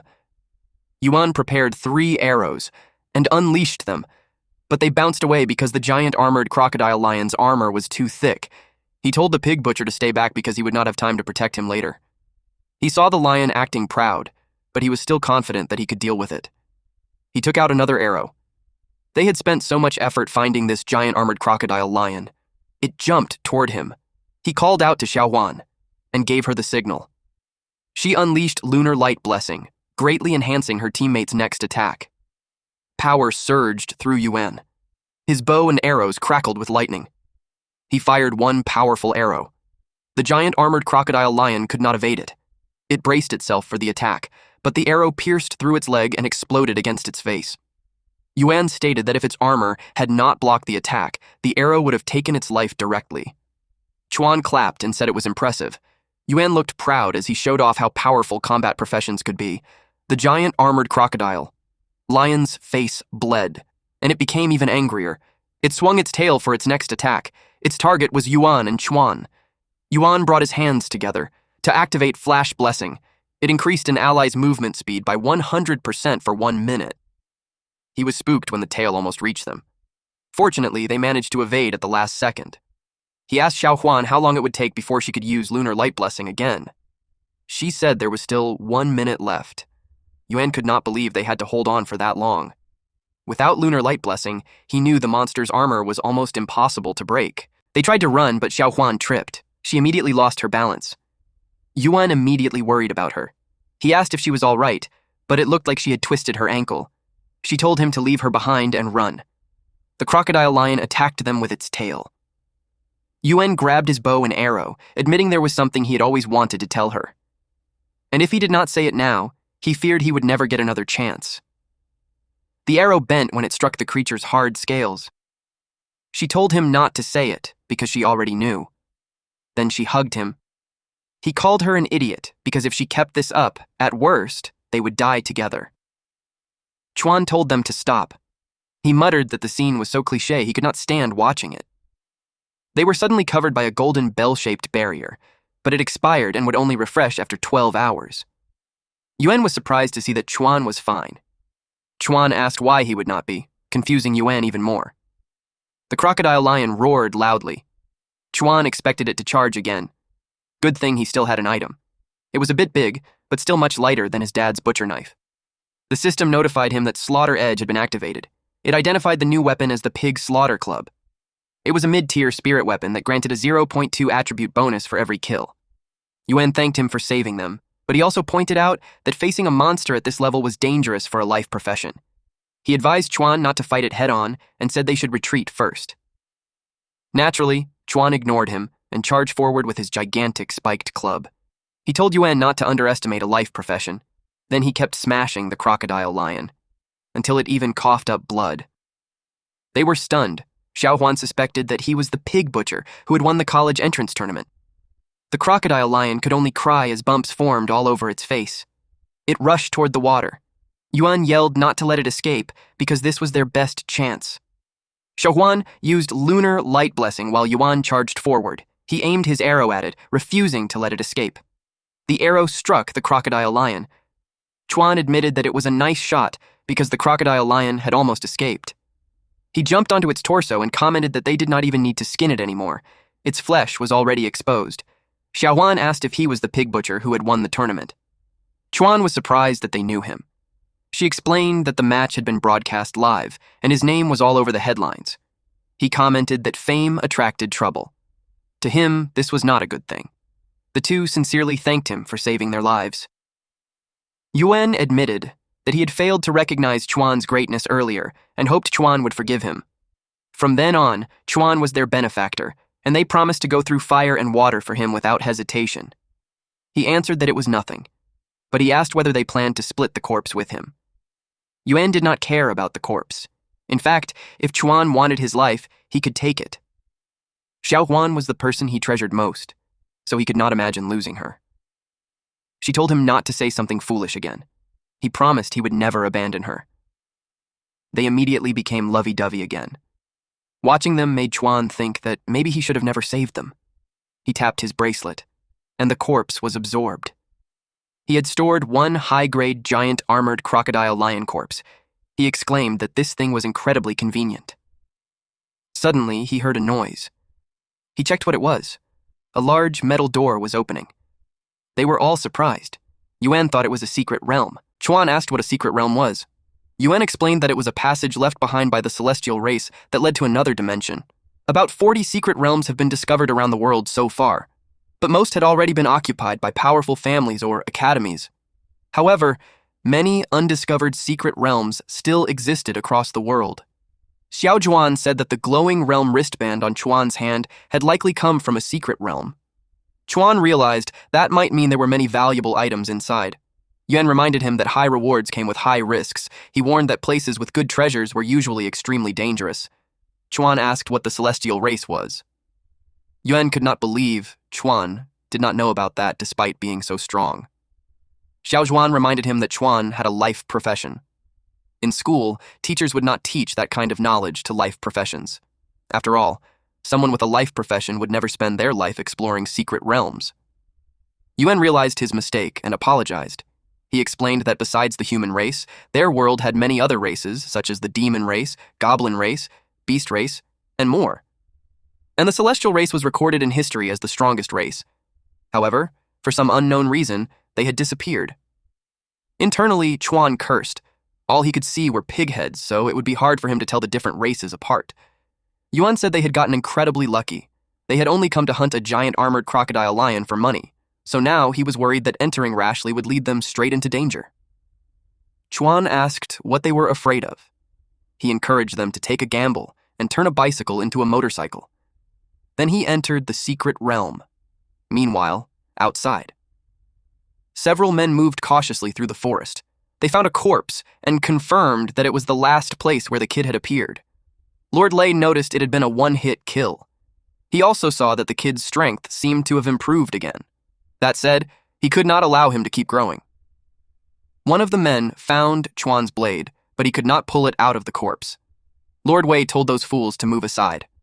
He grabbed the blade, but even he could not pull it out. He realized the kid's weapon was no ordinary item. If he was not mistaken, the pig butcher blade was a higher grade than his own weapon. He eventually pulled it out. He wondered what had happened for Chuan to abandon his weapon. One of the men suggested that the kid had possibly been eaten by the goblin giant. The other thought that after killing the goblin giant, the kid had been captured by other goblins. Lord Lei considered that possibility. A goblin made a sound as she took a step. She noticed something that made her furious. She yelled at the men. They could not understand her, but she was telling them that her husband was dead and these humans still dared to covet his corpse. Lei asked what nonsense she was babbling as he pulled out his sword. The female goblin created a magic circle beneath them. Lei knew this was bad. He recognized it as a teleportation array. He was caught off guard to learn that the female goblin could use magic. The female goblin yelled at them to turn into poop inside a crocodile's belly. The teleportation array glowed brightly. Now Lei suspected that the kid had been teleported there by the female goblin. It was the most likely explanation. They were teleported in front of a huge door. Lei's jaw dropped. It was the entrance to a secret realm. He was thrilled that they had discovered a new secret realm. He could already feel a promotion coming within the Thunder Lion Alliance. His two underlings congratulated him. Lei suspected that the kid had come there too. He believed Chuan had defeated the guardian beast of the secret realm and already entered inside. Since the kid had managed to kill the guardian beast alone, one of the underlings said that Chuan was not that simple. They worried that he might ambush them inside. Lei assured them there was nothing to worry about. Chuan was now just a pig butcher without his blade. Meanwhile, Chuan and the other two continued walking down the hallway. Yuan assured Xiaoguan that as long as she stayed behind him, nothing would happen. Chuan noticed something. There was a silhouette ahead. Xiaoguan pointed out that someone was up ahead. Yuan asked who was there. It was a skeleton wearing a cape and crown, carrying a massive sword. Xiaoguan screamed loudly. Yuan could not believe there was actually an undead knight in that place. He told Chuan to protect Xiaoguan while he handled the undead knight. The undead knight gripped its sword tightly and told them not to even think about passing. It swung its sword. Yuan aimed at it and commented that it was too slow. He unleashed an arrow. The undead knight was hit in the head. Its head fell to the ground. Yuan announced that he was done. But suddenly, the head lit up, and the body moved, attacking Yuan. Yuan barely deflected the strike with his bow. He could not believe the tremendous power behind it. The undead knight's head was pulled back toward its body, and it returned to its proper place. Yuan said this was becoming troublesome. He realized the enemy was no ordinary undead knight. It might have been the true guardian of this secret realm. He requested a buff from Xiaohuan. She used Lunar Light Blessing on him. His arrow struck its torso, and the bones shattered, flying through the air. He let out a breath, relieved that it was finally over. He told them they could keep moving, but Chuan told him it was not over yet. The monster declared that it was an undying knight. Chuan held his massive spiked club and replied that he did not care whether it could die or not. He just wanted it to stay out of the way. He swung the massive club. Xiao Guan and Yuan were shocked. The undying knight was crushed into pieces. Chuan expected that to be the end, but the shattered pieces started floating in the air. Chuan saw that it was forming again. Xiao Guan suggested that they retreat first. She said the undying knight was most likely the true guardian left behind by the celestial race. If they could not break the magic cast on it, it would revive endlessly. She expected it to keep fighting intruders until they were exhausted, and then their deaths would only be a matter of time. Yuan told Chuan that they should leave. Even the gatekeeper was that strong, so there had to be even more terrifying creatures inside. Chuan said it would be great if he could get an immortal pet. The two could not believe he was still joking at a time like this. Chuan touched the undying knight's head and said that since it could not die no matter how many times, it must have been painful, right? The undying knight yelled that it was none of Chuan's business and told him to let it go. With a devilish grin, Chuan suggested that it become his pet. In return, he would take it out of that place. The undying knight told him to stop joking. It said that, although it had been granted immortality, it was also a curse because it could not leave that place. Chuan told it to trust him. The undying knight was spooked by his grin. Then Chuan shoved it into his wristband. The undying knight yelled at him to stop. After that, Chuan pressed the wristband, and the body was sucked inside. A picture of the undying knight appeared. The undying knight demanded to be let out. Yuan was shocked that Chuan could even do that. Chuan told them they could keep going now that it was settled. They continued walking down the hallway. They reached a foggy room. They were stunned. One of them exclaimed that it was magnificent. It was a grand palace with angel statues guarding the entrance. Yuan expected something valuable to be inside. Chuan asked if the statues were from the legendary celestial race. Yuan confirmed it. Chuan noticed the black robes. He remembered Liu Xing saying that he had seen a black-robed figure in his house. It made Chuan wonder if the celestial race had taken his parents away. The undying knight screamed that it had already warned them not to enter. Chuan asked why they could not go in and demanded a reason that could convince him. He promised he would listen. The undying knight explained that this was the sacred pool where the celestial race cultivated. If they entered, they would contaminate the water. Hearing that, Chuan realized there was a treasure pool inside and no danger at all. He immediately suggested they go take a look. The undying knight demanded to be let out, or else it would chop them all to death. Chuan asked if it was really worth staying there for so long just to protect that place. The undying knight firmly declared that this was its mission. Chuan confronted it, saying it was just being used as a tool. They climbed the staircase. Yuan was stunned. Before them was a 5-colored origin pool. He claimed they had hit the jackpot this time. Chuan asked if he knew what it was. Yuan replied that he had once read about it in an ancient text brought out from another secret realm. He explained that it was a pool the ancient celestial race used to improve cultivation and heal injuries. Its water contained immense energy. Xiao Huan said that a few years ago, the Nine Heavens Alliance fought the Thunder Alliance over a small portion of a 5-colored origin pool. In the end, when the Thunder Alliance was about to lose, they polluted the pool and turned it black. Even so, the polluted pool still retained some enhancement effects. Chuan realized that the water from the hot spring had come from this place. Yuan excitedly called out to Chuan, saying they had found an unpolluted origin pool. Seeing how enormous it was, he eagerly suggested they go down and try it. They did not notice a blade flying toward them. It struck Yuan in the chest. Chuan and Xiaohuan turned pale. Xiaohuan burst into tears as she called out to him. She asked if he was okay. The blade was pulled out of Yuan's body. Apparently, it was one of Lei's daggers. Lei declared that the pool belonged to them. Chuan was surprised to see him again. He told Xiao Zhuan to quickly take Yuan to the pool and heal him. Lei rushed toward them, warning them not to even think about it. The blood on Yuan's body would contaminate the pool. His 2 lackeys blocked their path. Lei stated that he never expected to run into Chuan there. He had been waiting for this day for a long time. Yuan coughed up blood. Xiao Huan cried for help. Chuan warned Lei to move aside. Otherwise, he would not hold back. Lei mocked him for talking big when he did not even have his blade. Chuan was surprised to see Lei holding his blade. He asked how it had ended up in his hands. Now that Chuan no longer had the Nine Heavens Alliance backing him, Lei saw the perfect chance to kill him. He claimed it would be as easy as crushing an ant. Chuan pulled out his gigantic club to block the attack. Lei teased him for using that thing, saying he was about to make hand-beaten pork meatballs with it. Meanwhile, one of the lackeys pulled out a knife. He planned to play with a Xiao Zhuan for a while. Yuan told them to get lost, before losing consciousness. Chuan activated Blood Shadow Butcher. He saw Lei as a pig, and swung his club at him. The strike tore Lei's clothes, but Chuan was caught off guard. Lei had armor underneath. He told Chuan that the same move would not work on him twice.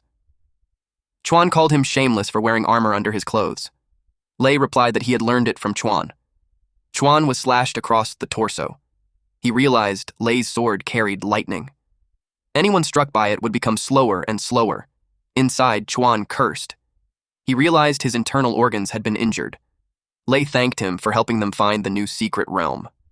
Then, to show his gratitude, he promised to make Chuan's death a little less painful. Chuan kept coughing. He glanced to the side and realized that Xiao Wan and Yuan were in a tight spot too. Lei pointed out that Chuan could barely protect himself, yet he still wanted to save others. Then he attacked again. Chuan realized there was still a gap between him and the Master Realm, mainly because the weapon he had was not very handy. He thought that if he could get his pig butcher blade back and use Falling Star. He asked his little skeleton if it wanted to leave that place or not. He urged it to tell him the truth. If it did, he told it to help him at once. Because if he died there, it would never have another chance to get out again. Meanwhile, someone grabbed Xiao Huan. The man ripped her clothes. Chuan tapped his wristband. Those men were so focused on Xiao Huan that they did not notice someone appearing behind them. The Undying Knight said it would help Chuan once. One man eagerly reached for Xiao Huan, but before he could touch her, he was slashed. The other man turned around and froze at what he saw. He asked what that thing was. The Undying Knight simply attacked him, but Lei's dagger flew toward it and shattered it into pieces. Lei pointed out that Chuan should not worry about others when he could not even save himself. The pieces started joining back together. Lei was surprised that it could not be killed. Then he suddenly sensed something. Chuan attacked him with the club, but Lei deflected it with his sword. The impact sent shockwaves through the area. Chuan threw Lei's words back at him, saying he could barely save himself, yet he still had time to worry about others. Lei was furious that the bastard was now quoting his own lines. The lackey ran away, screaming for the Undying Knight to stay away. Xiao Huan found the chance to drag Yuan toward the pool. Unexpectedly, a dagger flew toward them and struck the pool. Lei stated that the moment they entered the pool, his lightning would electrocute them to death. He claimed that Chuan would not be able to save anyone. Chuan noticed that Lei was not only fast, but his attacks also had a paralyzing effect. It was troublesome. Lei activated Thunderfall. Lightning erupted. Suddenly, a magic circle appeared beneath Chuan. It made him wonder why his body felt so light. Lei was surprised that Chuan had dodged all his attacks. Xiao Wan yelled to Chuan that she was entrusting everything to him. A system notification appeared. Chuan had received Lunar Light Blessing, increasing his movement speed by 100%. Lei realized that he had to take down Xiao Huan first, but Chuan chased after him and smashed him with the club. Lei cried out in pain. He crashed onto the ground and lost consciousness. Xiao Zhuan screamed for Chuan to hurry. Chuan replied that he would pull out the sword. He jumped into the pool and was immediately electrocuted, but he endured it. He managed to grab the handle and pulled it out. The entire time, he was in pain. Xiao Huan felt sorry for him, but Chuan managed to step out of the pool, and she sincerely thanked him. The current coursed through Chuan's body. A man stated that the weapon was not meant for Chuan. Someone snatched it from his hand. Immediately, Xiao Huan dragged Yuan into the pool. Unexpectedly, the blade rose into the air. Xiao Zhuan was stabbed from behind. She cried out in pain. Gathering the last of her strength, she pushed Yuan into the pool. Yuan immediately sank beneath the water. By then, Xiao Huan was already weak. Her blood spread through the water. Lei was furious that they had contaminated the pool. He vowed to settle the score with Chuan. He told Chuan that he could not save anyone. At that point, Chuan looked like his soul had left his body. The system notified him that the continuous electric shocks had forced a breakthrough in his body's limits, allowing him to advance to the 7th rank climbing pond realm. His strength, agility, and spirit all rose to 160, while the Pig Slayer's extra damage bonus increased to 700%. Lei was stunned and wondered why it felt like Chuan's realm had suddenly increased. A warning appeared, stating that his body's crisis instinct defense mechanism had been activated and his neural response had been fully intensified. Lei told him that such a small increase was not enough to defeat him. After all, there was an entire realm gap between them. He kicked Chuan. He asked why Chuan was not using the powerful move from last time. Then he mocked him, wondering if it was because he no longer had his blade. He laughed arrogantly. He was shocked when a head suddenly rolled beside him. The Undying Knight warned him not to act arrogantly there. Lei threatened to grind its bones into dust. Unexpectedly, an arrow was fired. He deflected it with his sword. It came from Yuan. He carried Xiaohuan to the water so she could recover while he avenged her. Meanwhile, Chuan was acting strangely. His eyes had turned red. Yuan knew Lei was behind Xiaohuan's wounds, and for that, he vowed to take Lei's life. He unleashed Arrow Storm. Multiple arrows rained down. Lei simply stood there. He commented that it was child's play for him. The Undying Knight attacked from behind, but Lei managed to evade. He kept his distance from it. Lei scoffed that 3 useless fools could not take him down. He pointed out that he had not become a cadre of the Thunder Lion Alliance for nothing. Chuan, looking like a zombie, appeared behind him and bit his shoulder. Lei yelled at him, asking what was wrong with him. But Chuan only tried to bite him again. And he kept coming. Lei screamed that he was courting death. Chuan appeared behind him and bit his knuckles. Chuan ripped off his fingers. Lei lost 2 fingers. That made him furious. He vowed to kill every single one of them. Chuan came back to his senses. He started vomiting and complained that it was disgusting. Then he noticed something. The finger was on the ground. He picked up the ring, which meant his blade was inside it. And now, he finally had it back. The system screen displayed that the God-slaying blade's passive skill, Blessing, had been activated. Lei accused Chuan of putting on a show earlier, just to get his blade back. Now that Chuan had it, Lei challenged him to show his ultimate move. He stated that his weapon had awakened its own consciousness. Then he commanded it to crush those bastards for him. The Undying Knight volunteered to show its ultimate move too. Chuan praised it, but its skeleton was shattered into pieces when the spirit of the blade, in the form of a bull, tackled it. The bull glared at them. Chuan knew that Golden Bell's shield still had 7 hours left before it could be used again. He had no choice but to tank the bull's attack. To his surprise, Yuan took the hit with his own body. Of course, Yuan was sent flying, and the bull kept charging. But Chuan told it to wait, because there was still someone it had not smashed to death yet. The bull was confused. Chuan pointed at the Undying Knight and said it had not finished off the last one before coming after him. So, the bull turned and charged toward the Undying Knight. The Undying Knight asked what its problem was and why it was only targeting him. Lei called it an idiot and warned it not to be fooled. Chuan activated Falling Star. Lei boasted that the same move could not hit him twice. Chuan revealed that this time it was an enhanced version. At the same time, Xiaohuan tried her best to help. She used Lunar Light Blessing. Yuan, even while lying on the ground, pulled out his bow and reminded them that he was still an excellent hunter. He used Binding Chains. The chain attached to his arrow wrapped around Lei. Lei was stunned. He saw Chuan coming toward him. He called the bull to block the attack for him. But the bull was fixated on the Undying Knight. Even while Chuan was still inches away from Lei, the pressure from his blade made the ground cave in. Lei was terrified. He screamed. Chuan cut through his body. The impact sent shockwaves through the area. The bull started vanishing. Lei's daggers fell to the ground. The system notified Chuan that he had used the pig butcher blade to slaughter a high-grade 2-legged pig, raising his cultivation to the 9th-rank climbing pond realm. His strength, agility, and spirit all increased to 170, while the pig slayer's extra damage bonus rose to 720%. The Falling Star skill was also upgraded to level 2. Seeing the outcome, Xiaohuan excitedly shouted that they had won.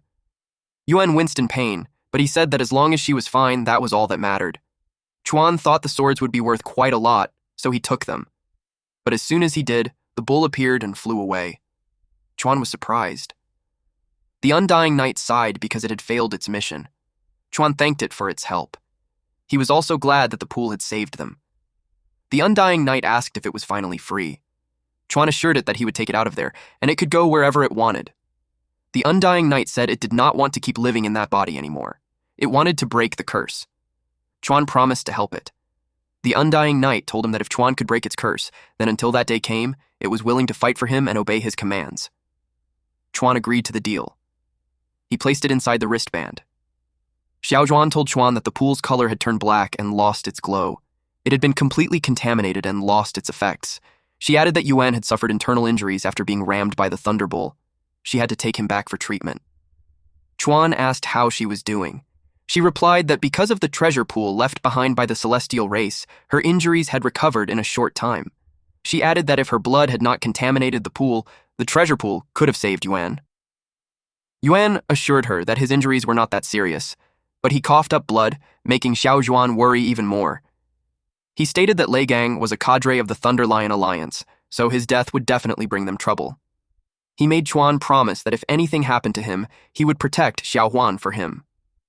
Chuan expected trouble, so he suggested that the two join the Nine Heavens Alliance. They were shocked that they could join. They had heard that the Nine Heavens Alliance had extremely strict strength requirements, but Chuan thought they were already pretty strong. He said that without them, he would not have been able to face Lei alone. He also promised to convince the young miss to let them join. Plus, there was a healing pool there. Xiaohuan was shocked that he knew the young miss of the Nine Heavens Alliance. She asked if he was part of it too. Chuan replied that he was. He had only joined recently. With their protection, they would not need to worry about the Thunder Lion Alliance coming for revenge. Xiaohuan thanked him. Suddenly, someone spoke. An elderly creature stated that someone had killed his clansmen. He asked if they knew who had done it. Xiaohuan exclaimed that this was the Goblin Chieftain. Chuan replied that it should ask his blade instead. The Goblin Chieftain then concluded that Chuan was the culprit. Since another fight was about to break out, Chuan told them to leave first. He instructed Xiaozhuan to take Yuan for treatment. The Goblin Chieftain informed them that the outside was full of its clansmen, so they could not just leave whenever they wanted. The Undying Night could be heard calling them impudent and ordering them to stand down. The Goblin Chieftain thought it was a god.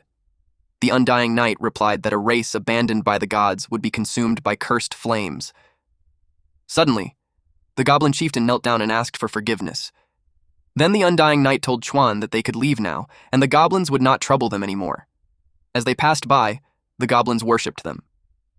Chuan asked the Undying Night what exactly it had said to make them behave like that. The Undying Night explained that long ago, the goblin race had once been protected by the celestial race.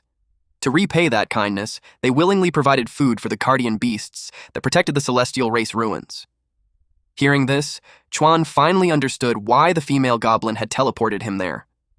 Xiaohuan then asked if that meant the Undying Night had once been a member of the celestial race as well. She wondered where they had gone. The Undying Night merely scoffed. It said they were not close enough for such questions and warned her that the more she knew, the more dangerous it would become. She felt embarrassed and replied that with its attitude, no girl would ever like it. It argued that it did not need women anyway. Chuan told them to hurry and leave. Moments later, they reached the Nine Heavens Alliance. Xiaozhuan marveled at how impressive it was. The Undying Night told Chuan to wait because it had something to ask him. Chuan told it to just say it. Judging by how things were going, it could tell that Chuan had fulfilled his promise of bringing it out. But once the bronze gate opened, the energy leaking from the ruins would definitely attract powerful experts. Chuan was shocked and asked if that meant everyone would soon discover the ruins. The Undying Night confirmed it, explaining that all the major factions would inevitably wage war over the divine artifact hidden deep within the ruins. Chuan was stunned. He had thought the ruins only contained a 5-colored origin pool, but it turned out there were even more treasures inside. He complained that the knight should have mentioned it sooner. The Undying Night awkwardly reminded him not to forget that it had once been one of the ruins' guardians. Chuan immediately asked what other treasures were hidden inside the ruins. The Undying Night admitted that even it did not know everything. However, there was one thing it needed to ask Chuan regarding the divine artifact inside the ruins. He must not let anyone else obtain it. Chuan readily agreed, declaring that the divine artifact could only belong to him. Yuan started coughing badly. Xiaohuan urged Chuan to hurry and take Brother Wang away so he could receive treatment first. They went inside. Chuan told them to wait there for a moment while he found Miss Jiang and asked for her help. Arriving at the North Tower service area, he was greeted by a staff member who politely asked if there was anything she could help him with. He asked where Miss Jiang had gone, only to learn that she was currently at the West Tower training grounds. So he went there. Everyone was training. A woman could be heard shouting at everyone to put more strength into their training. She berated them for being too weak to even get excited. At that moment, Miss Jiang noticed Chuan. She called him over. She was glad that he had finally returned. Chuan told her that he had been looking for her. She extended her hand and clung to his arm, saying that she had been looking for him too. She introduced him to the Nine Heavens Alliance's instructor. The woman was a top-tier powerhouse, Chi Chunying. Chunying blushed when she saw him.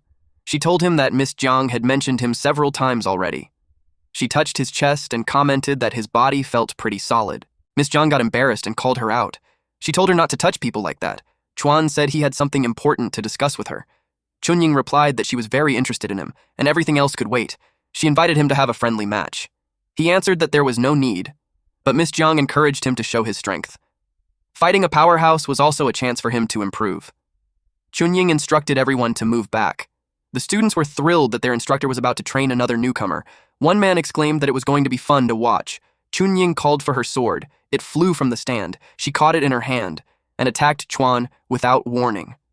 The ground crumbled when her sword struck it. Chuan was shocked. It looked like she was trying to kill someone. She used her massive sword to launch herself toward him and kicked him. That sent Chuan crashing to the ground. He commented that the woman had monstrous strength. She charged at him again and told him to get serious. Her next attack caused an explosion. The smoke and dust made it impossible to see what was happening. Miss Jiang scolded Chunying because it looked like she was trying to kill him. She warned her not to injure Chuan, but Chunying was stunned. Chuan blocked her blade with his butcher's knife. She commented that he was not bad since he had managed to block her attack. That only encouraged her to get serious. Chuan realized she would not stop unless he knocked her down. She encouraged him, saying that she liked his spirit. She told him to come at her again. But suddenly, she sensed something. Chuan and Miss Jiang asked what was going on. She was shocked by the energy she felt. She asked the others if they felt it too. Then she yelled that it was a new secret realm, a light shot into the sky. Meanwhile, Xiao Zhuan and Yuan were getting anxious because Chuan had not returned yet. Meanwhile, at a gloomy castle, 3 people stood before a man seated on a throne. The man roared that his younger brother, Lei Gong, was dead. One man addressed him as Lord Lei and asked how Lei Gong had died. The swords appeared and reported that the Nine Heavens Alliance's pig butcher was responsible. Lord Lei was furious. He vowed to make them pay. At the Xia family, Nanan was asked what she was doing. She told Uncle Zhao that she had used goblin blood, giant eye monster eyeballs, and blood bat wings to refine a brand new pill. She wanted to show it to her father. Uncle Zhao informed her the family head was meeting with the 4 great experts, so he suggested that she not disturb them. She complained that it was boring. Then she decided to go out and play with Chuan instead. Uncle Zhao stopped her, saying that it was too dangerous outside. Inside the room, everyone was silent. The family head brought up the energy they had sensed. Everyone nodded. They had felt it too. He stated that if the Xia family wanted to maintain its standing in the martial world, they had to obtain the new secret realm no matter what. Back to our MC. It was the time when a powerful beam shot into the sky.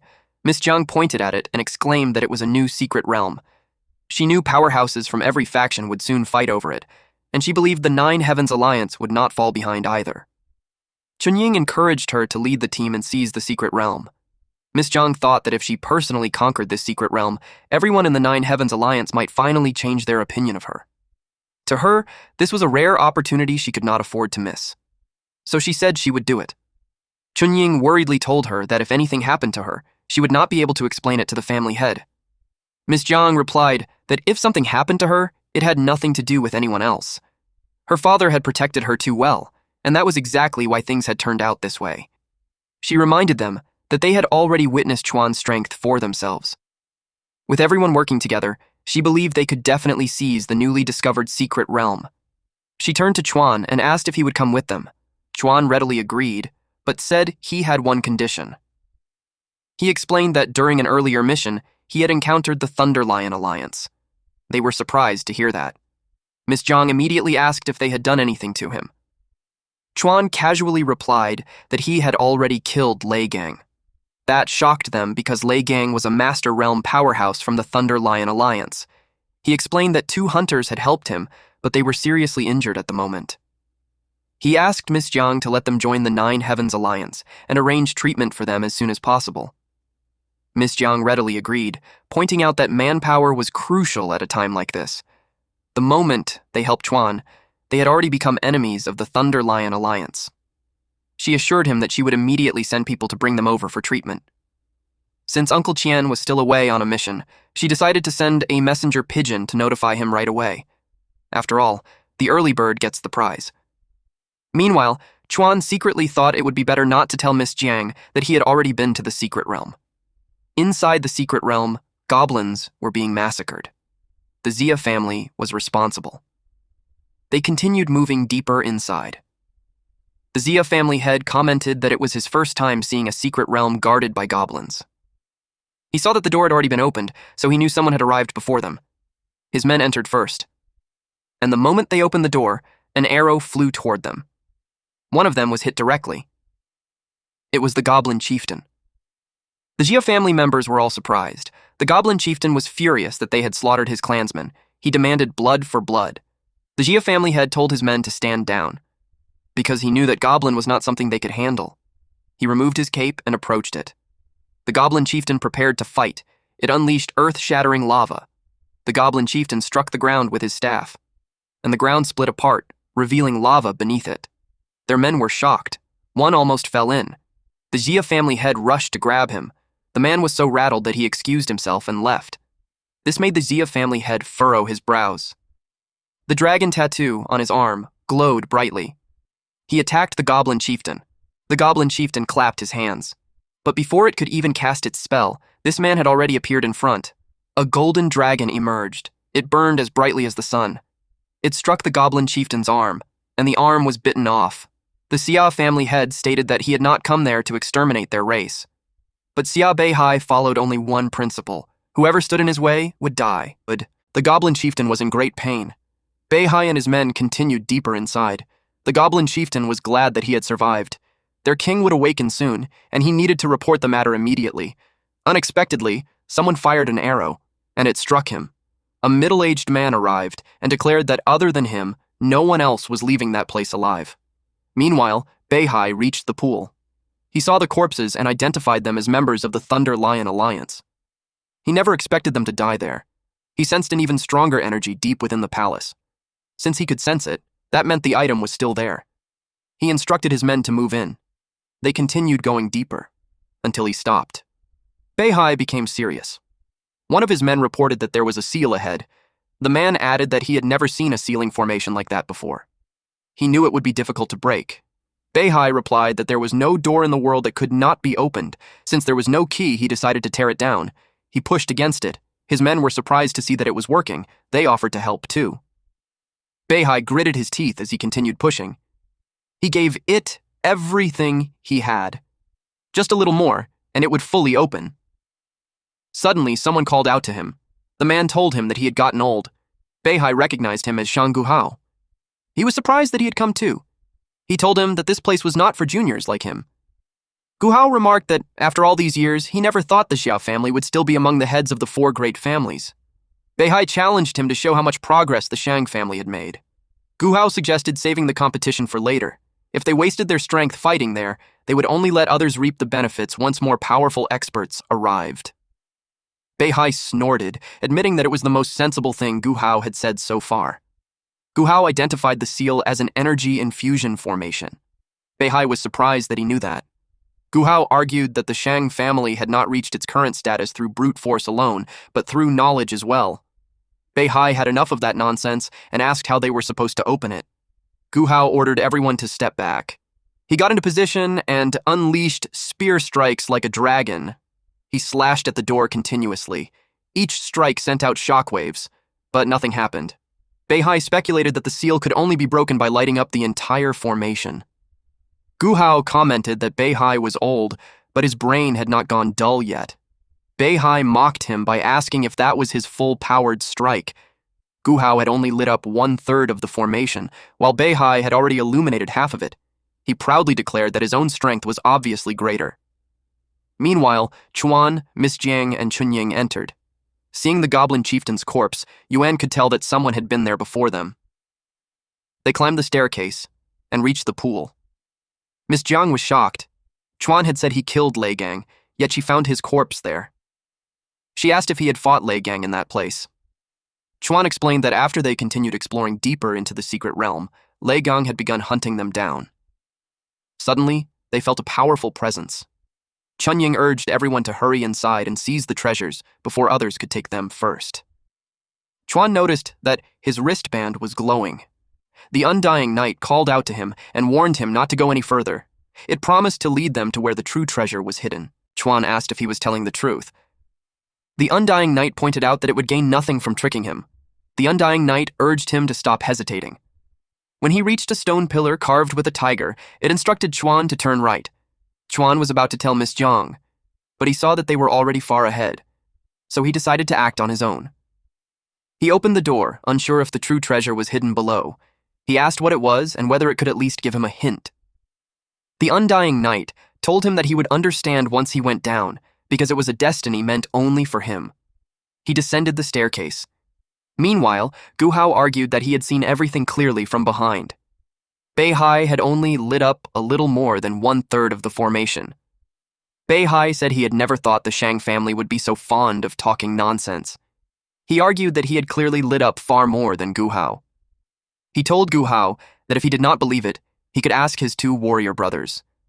Gu Hao immediately dismissed that, saying those men were Beihai's subordinates and would naturally take his side. Beihai said quarreling over such matters was beneath his dignity.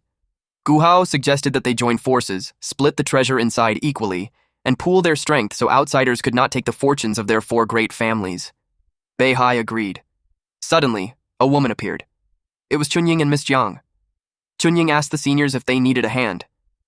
Internally, Gu Hao cursed because another person had shown up. If they opened the door now, their share would only become smaller. The newcomer introduced herself as Qi Chunying, an instructor of the 9 Heavens Alliance. She proposed that if she contributed one more push, she should receive a share of the treasure inside too. Beihai scoffed, asking whether every random cat and dog that showed up now wanted a share as well, and whether the Zia family meant nothing anymore. Jiang expected him to remember her. She reminded him that her father had once fought alongside him, so they could at least be considered old friends. She proposed that since the 2 men had arrived first, the seniors could take the larger share of the treasure inside. She assured them that they were willing to take only a small portion. Beihai looked her over and remarked that the little girl had grown so much. He agreed that they should join forces and break the seal together. She thanked him sincerely. Deep inside, she wondered how they had lost track of Ye Chuan. Meanwhile, Chuan wandered through a cave. He noticed a throne. He walked toward it. He was surprised. Someone was there. At the same time, Beihai's group faced the door. He raised his fist, while Chunying prepared her sword, and Gu Hao took a combat stance with his spear. Internally, he did not plan to use his full strength. Otherwise, he would not be able to fight for the treasure later. They attacked at the same time. The door glowed brightly. They kept pushing, and it finally opened. They entered. At the same time, Chuan faced the winged creature on the throne. He was shocked when golden light suddenly burst out, and the creature's eyes glowed. The creature called for him to come closer. Chuan asked if it was talking to him. The undying knight urged him to hurry, saying that the person before him was a general of the celestial race. Chuan did as he was told. The old being stated that the energy he had borrowed would only last for 1 more minute. He could not understand why the person standing before him looked like such an ordinary human. The undying knight suddenly jumped out of the wristband. It greeted its lord and reported that after decades of screening candidates, Chuan was the most suitable one it had found. The old man sighed and admitted that they had no other choice. He asked the young man if he would be willing to make a deal. Chuan watched him. Chuan saw him as an old pig. He was curious about the deal. The celestial general asked him to help with something very important. Chuan replied that he did not know him, so he was not interested. Then he turned to leave. The undying knight shouted for him to come back, saying he could not be so disrespectful to a celestial general. The celestial general explained that since this was a deal, the celestial race would grant Chuan 1 wish if he helped them. He asked if Chuan had a wish he wanted fulfilled. Chuan answered that he wanted to know where his parents were. The celestial general agreed, saying his people would help him find them. Chuan hesitated. That annoyed the celestial general. He said that if he were not hanging on by his last breath, he would have crushed Chuan to pieces for being such a talkative brat. Chuan told him to stop wasting time and explain what he needed him to do. A black card came out of the celestial general's mouth. Chuan received it. The celestial general said he wanted Chuan to deliver the token into the hands of a direct bloodline descendant of the celestial race. Chuan asked where he was supposed to find this so-called direct bloodline descendant. The celestial general explained that the token would guide him, so he only needed to follow its direction. He assured Chuan that once his people received it, they would naturally fulfill his wish. Chuan accepted the deal. However, the celestial general added that Chuan was still too weak, so there was something he needed to give him first. He broke off one of his wings. The bones shattered. Then he gave it to Chuan. Chuan looked slightly disgusted. He asked if he was supposed to roast it and eat it. The undying knight immediately stopped him. The celestial general had enough of his nonsense. He told Chuan to touch it with his hand. So Chuan did. Strange power rippled through the wing, and it was absorbed into Chuan's body, making him curse loudly. He complained that it was incredibly itchy. His back itched so badly. The undying knight advised him to endure it because the wing would merge with him soon. Eventually, angel wings grew from Chuan's back. He was shocked that the wings had fused with his body. He wondered if he could fly. The celestial general answered yes, although he added that Chuan's body was still too weak, and using the wings would consume an enormous amount of stamina. He pointed out that their most important function was helping him resist the nightmare race. Chuan asked what the nightmare race was and whether those beings would come after him. The old man solemnly said that the future of the celestial race depended on him. Chuan demanded a clear explanation, but the undying knight informed him that there was no point in asking further because the celestial general was gone. Chuan then asked what exactly the nightmare race was. The undying knight began explaining. Long ago, the celestial race and the nightmare race fought a great war. In the end, the celestial race completely sealed away the nightmare race. However, the celestial race also suffered devastating losses and had no choice but to go into hiding. As time passed, the seal continued to grow weaker and weaker. Sooner or later, the nightmare race would break free and return to this world. By then, the celestial race would no longer be able to stop them. Chuan asked why they did not simply kill the nightmare race outright. The undying knight explained that the nightmare race had no physical bodies and survived by feeding on the souls of other living beings. Then it said there was more bad news he needed to hear. Chuan immediately asked what it was. It revealed that the celestial general being able to revive for a short time meant someone had already opened the sealed gate. Once the sealed gate fully opened, and with the celestial general completely gone, the nightmare race would be released. Beihai's group entered the room. They inspected the place as they walked down the hallway. The group stared in amazement at countless energy stones. Guhao exclaimed that the stones were worth even more than gold, and that they had truly struck it rich this time. Beihai noticed a stone and asked what it was. Miss Jiang and Chunying approached it. Miss Jiang examined the inscriptions and said they appeared to be celestial race script, though she could only recognize a few characters. After studying them for a moment, she said it seemed to read that the nightmare race's second soul was sealed there. Beihai was shocked when he heard about the nightmare race and realized that the rumors had been true all along. Miss Jiang continued examining the stone. She noticed that the sealing stone was giving off a strange, icy aura. Guhao had collected the crystals and told everyone to step aside so he could inspect it more closely. After examining it, he confidently declared that there was no mistake. He explained that the stone monument was made of black frost stone. It was a material used to forge top-grade spirit weapons, making even sapphires seem worthless in comparison. Beihai agreed that black frost stone was indeed one of the rarest forging materials in the world. However, he reminded everyone that Miss Jiang had said it was being used to seal the nightmare race, so they should not touch it recklessly. Guhao immediately burst out laughing. He mocked the idea of the nightmare race and called it nonsense. He accused Miss Jiang of making up the story to stop them from taking the treasure, so she could monopolize all the black frost stone for herself. Miss Jiang angrily denied the accusation, insisting it was a lie. As a representative of the Nine Heavens Alliance, she would never do something so shameless. Guhao told everyone to stop arguing and let him translate what the celestial race inscriptions actually said. He announced that it clearly stated, "Those who enter this great hall shall receive the celestial race's reward." Miss Jiang clearly knew he was lying. Chunying said that she only believed what her young lady said and offered advice to her senior. She was caught off guard. Gu Hao suddenly attacked her.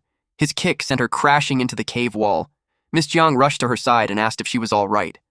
Chunying was furious that he had launched a sneak attack. Gu Hao advised everyone to be sensible, declaring that the treasure belonged to him alone. Beihai condemned his actions, saying they brought disgrace upon the 4 great families. Gu Hao attacked Beihai too. He scoffed and proclaimed that once he forged the black frost stone into a frost spear, the Shang family would firmly claim the title of strongest among the 4 great families. Beihai replied that he did not use weapons and had no interest in the so-called black frost stone. However, he insisted that he would never allow the stone monument to be taken away. Gu Hao dared him to come try. Beihai attacked. Gu Hao created a spiked barrier and dared Beihai to punch again. The harder Beihai punched, the more damage he would deal to himself. But that did not stop Beihai. His hand collided with the barrier, making it bleed, but he completely crushed it, and his fist struck Gu Hao's jaw, sending him flying. Gu Hao threatened to make him kiss that hand goodbye. Beihai noticed that the spikes had pierced through his knuckles, but he simply smirked and reminded Gu Hao that the Xia family still possessed another secret technique. One of his men took out a pill. He revealed a blazing flame pill. He explained that it took 49 days to refine a single pill, and it allowed him to resist any form of frost energy. After swallowing it, the ice spikes in his hand melted. He was fine after that. He asked Gu Hao if he had any other tricks. Gu Hao realized that the previous punch had already caused him internal injuries. Knowing he could not drag the fight out any longer, he decided to end it quickly. He lunged forward with his spear and shouted for his enemy to prepare to die.